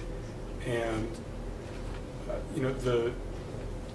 it seems maybe like it's a negative, but it's actually a positive that our infrastructure isn't built out as maybe as we would like it. And so at this point, instead of looking at it as a negative, we have to look at it as a positive in the sense we're not totally committed to one infrastructure right now and having to revamp it. Now we can take advantage of some of these more cutting edge technologies that are starting to really be developed and have the type of investment that will kind of carry us into the next future of of Navajo Nation's economic development. But the time is now to start making the investments, and like you said, develop those development programs to find Navajo students and workers, to start getting them ready for this type of shift and what I think is eventually going to happen everywhere, especially with all the data and all the articles I read on how the blockchain can actually benefit through invoicing and payment processing and royalty payments and all alike in ways that you can't really even imagine yet. It's definitely something to keep on the horizon, so and keep track of it and work toward it. One last comment, Mr. Chair, on that. There's a and if we can afford it, I'd like to request some of the management team to do this, and maybe even the board members. But there's an 8-week certification course from MIT that costs $3,500 per student, and it's an 8-week course that you do completely online, and it is a crash blockchain course. It'll teach you everything you need to know. So it would be kind of cool, I think. I mean, I'm sure there's other ones around that may be less expensive, but I mean, if we can get an army of MIT certified blockchain people, I think that would help us. And it's an 8-week course that you can take online. And so maybe if the board could take the course, and Craig, if you can identify some of your team or others that might be in a position to do that, I think it'd be worth it, because in my opinion, there's a real opportunity there, because it's kind of like the internet back in 1990, when no one really knew. It was just like this concept, and everyone was kind of like, well, it sounds cool, but is it really going to work? And then all of a sudden, in the next 10 years, there's all these millionaires and billionaires in this dot-com boom. I think that's kind of the way this is going when it comes to this data development effort through blockchain. So just a suggestion I put out there. I can send information that I got on it, but it'd be good to start learning how we can do this. Great. Thank you. Any further comments before we break for lunch? Mr. Chairman, I just wanted to point out we met with the owner of HDS. They came down to visit with us, and we're going to migrate our system from being server-based here to being cloud-based, and that gives us a lot more flexibility, but it also allows HDS to do updates instantaneously rather than once every 2 months or something like that. A lot of benefits to doing that. But we're also going to our entire maintenance and housing staff are going to go to tablet-based HDS and rather than paper. Right now they're filling out paperwork, they take it to the office, they type it in. They can do point of contact data entry. That'll go straight through to HDS and update the entire system immediately. Can load pictures, can load reports, can spit out work orders, all kinds of things. It's going to be worked on. These folks from Denver, they want us to go to Denver. They want to send our super users, is that what they call them? Anyway, 15 people to go there, and then they'll train the trainers, and those folks will come back and disseminate the information. But mid-January is their date to migrate us over to the cloud-based HDS system.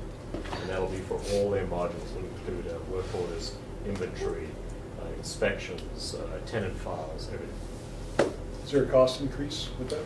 It's the cost to update and get all the new modules, everything included, including their technical, is $380,000.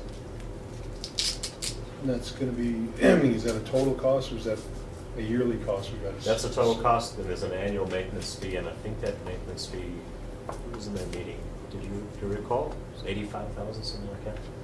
Kathy and I attended that meeting, and Dawn was there, Arnie was there, Heather was there. I think it's 85,000 a year, which is less than we're paying now.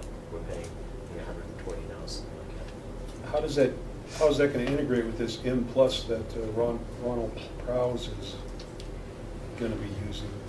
Ron has a facility maintenance program which is specific to commercial facilities, and he needs that because he has access to commercial doors, commercial fire suppressants, all that kind of stuff. So he's really operating as a standalone module. It doesn't integrate to HDS. HDS is specific to tribal housing and tenants, tenant occupancy, tenant files, tenant accounting.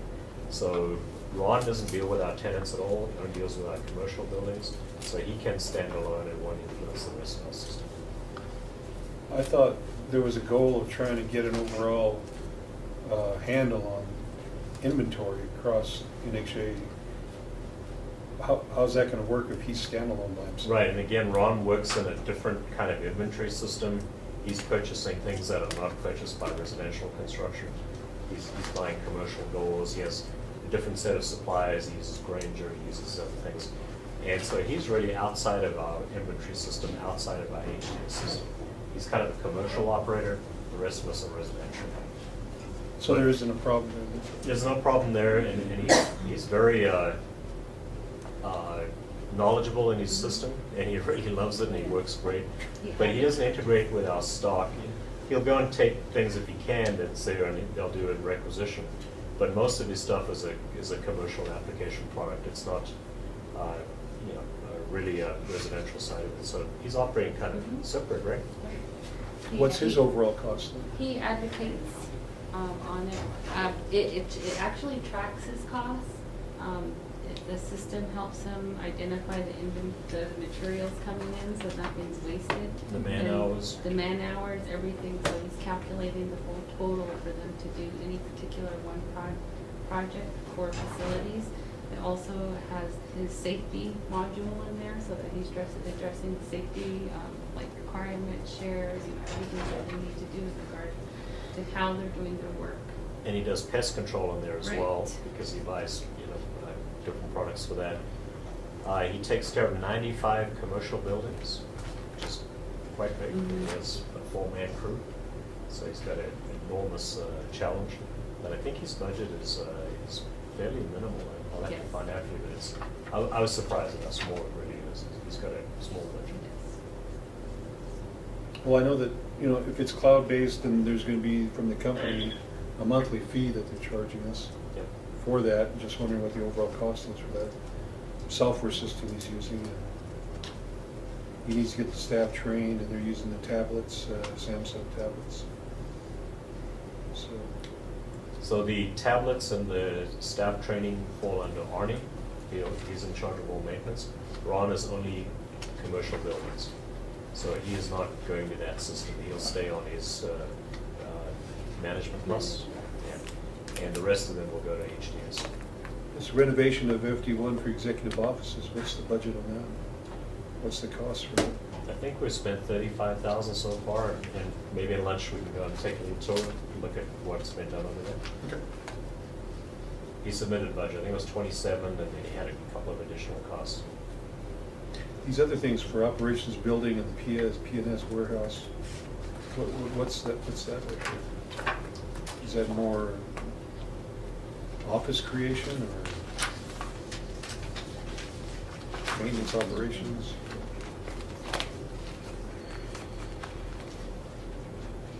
Do you know what that is, Karen? There's an IFB number 399 for FD01. Those are the roofing replacement, I believe. Well, Roofing and HVAC. roofing is at the very bottom of that whole line there. Okay, is it roofing on all those buildings? Yes, that's the roofing replacement, and I believe that, on the, this is not one, this is just operations warehouse. Yeah, this is just roofing replacement. Is that your steel roofs? No, not yet. Metal roofing. Sadly. You got metal roofing though, I huh? don't know. What does Ron think about that? Steel or whatnot? I mean, the roof here is going to be different. You've got a rubberized Yeah, roof. right. I think the roofing at Chinley, are we replacing the roofing? Yes. That's steel, right? The one for the office building? Yes, I believe it is. Metal So I roofing. assume he looked at all the options, he's going to steel on that. And here he's got OHO, HMO maintenance building. Is he also dealing with the OHO office building? Because there was Yes. issues there with the walls movement, Does all commercial cracks in the buildings. walls. Yep. Because that was more of a warranty issue, I thought.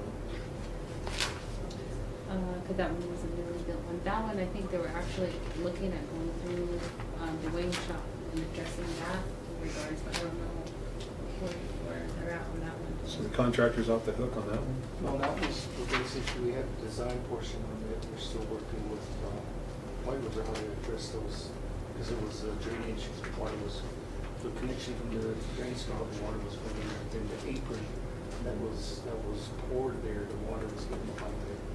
So I don't have the logistics on that. Ernest was working on that, so I can give him some information, but we are working with Ron on that.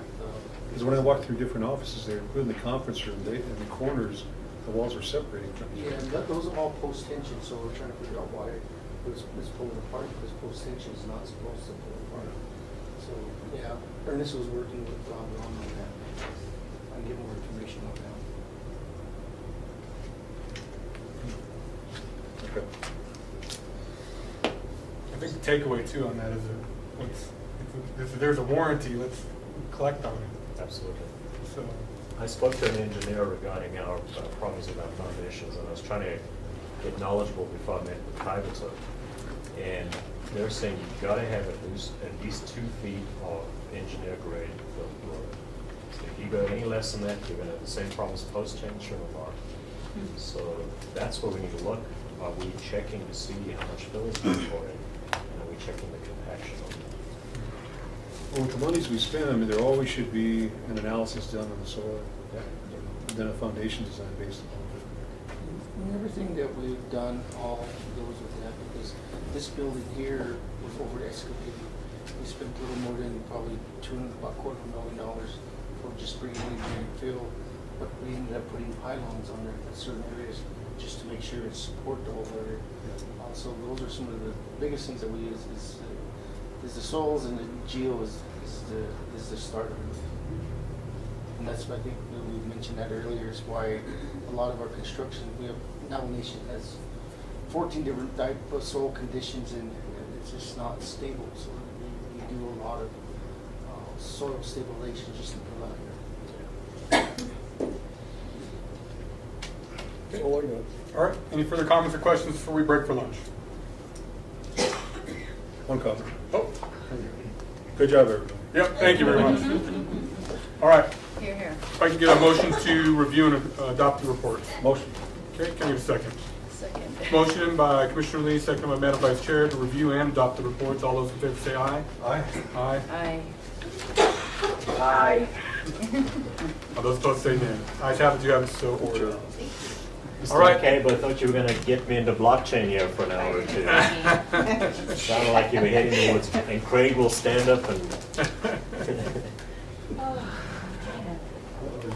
All right, we're on, we'll go ahead and break for lunch.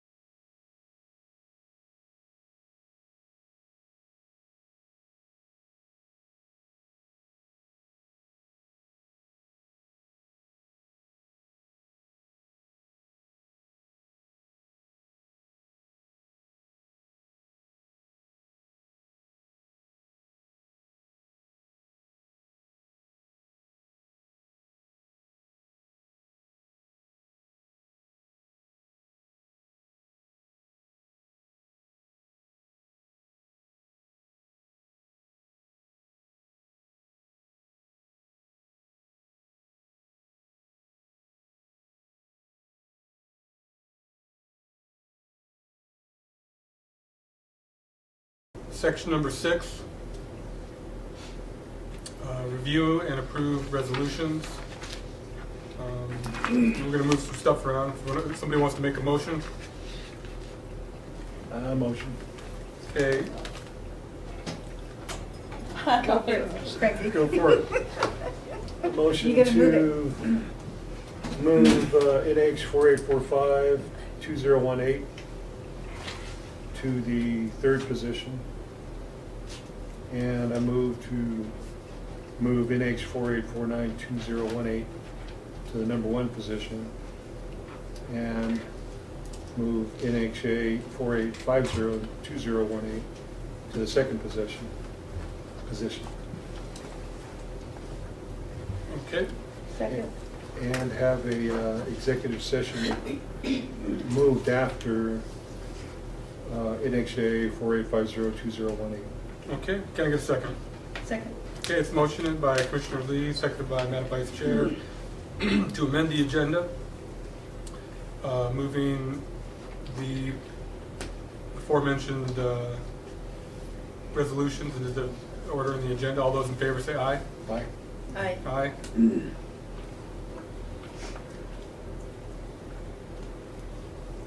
Aye. Those opposed say nay. Ayes have it, you have it so ordered. We are operating on the amended agenda.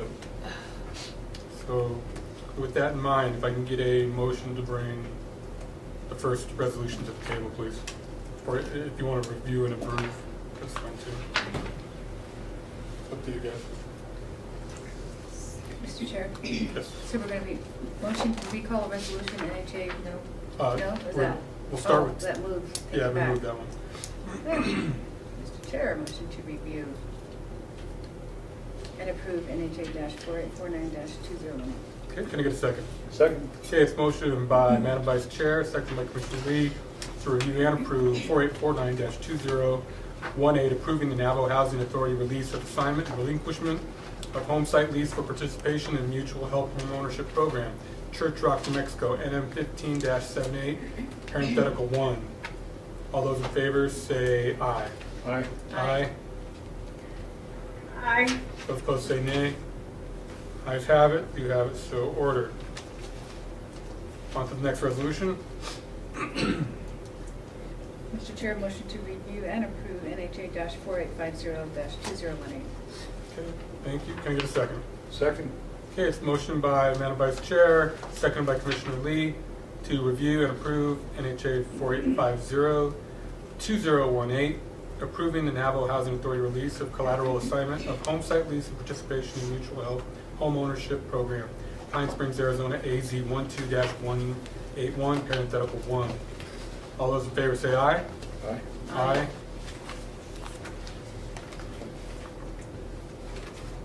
Aye. Those opposed say nay. Ayes have it, you have it so ordered.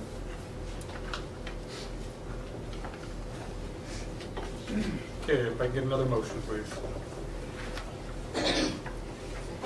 Quick to spell it first. Motion to move to executive session. Okay, can I get a second? Second. Okay, it's motioned by Commissioner Lee, seconded by Madam Vice Chair to move into executive session. All those in favor say aye. Aye. Aye. Aye. Those opposed say nay. Ayes have it, you have it so ordered. We are now in executive session.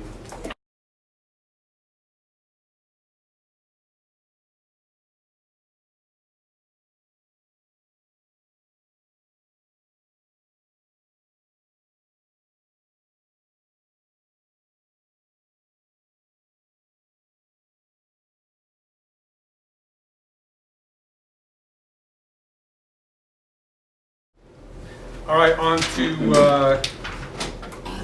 NHA 4845-2018.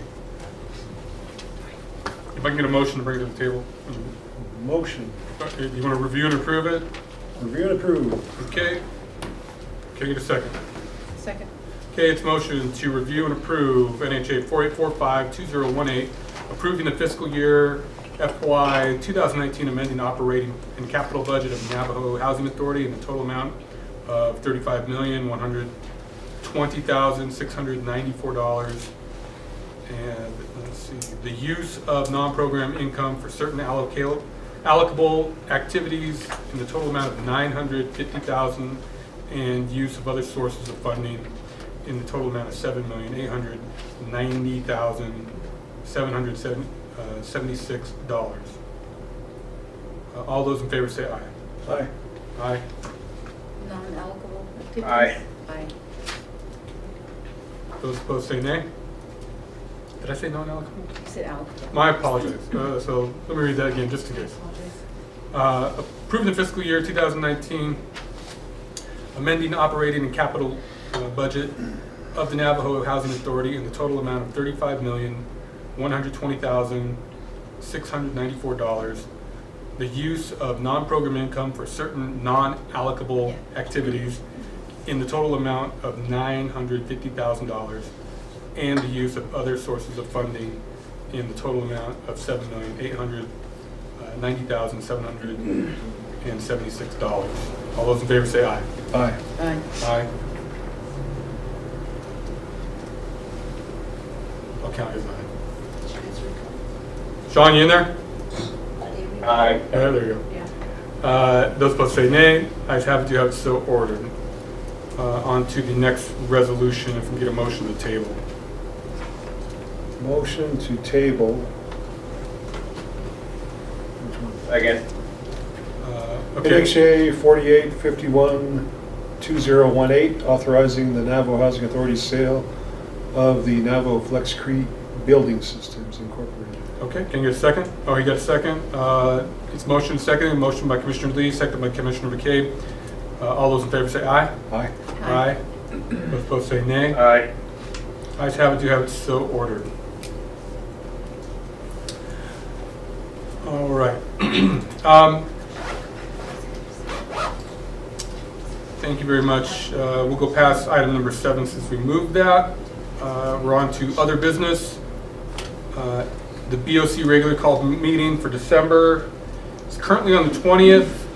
If we do end up doing the tour, we might incorporate that all into one trip. So we'll probably adjust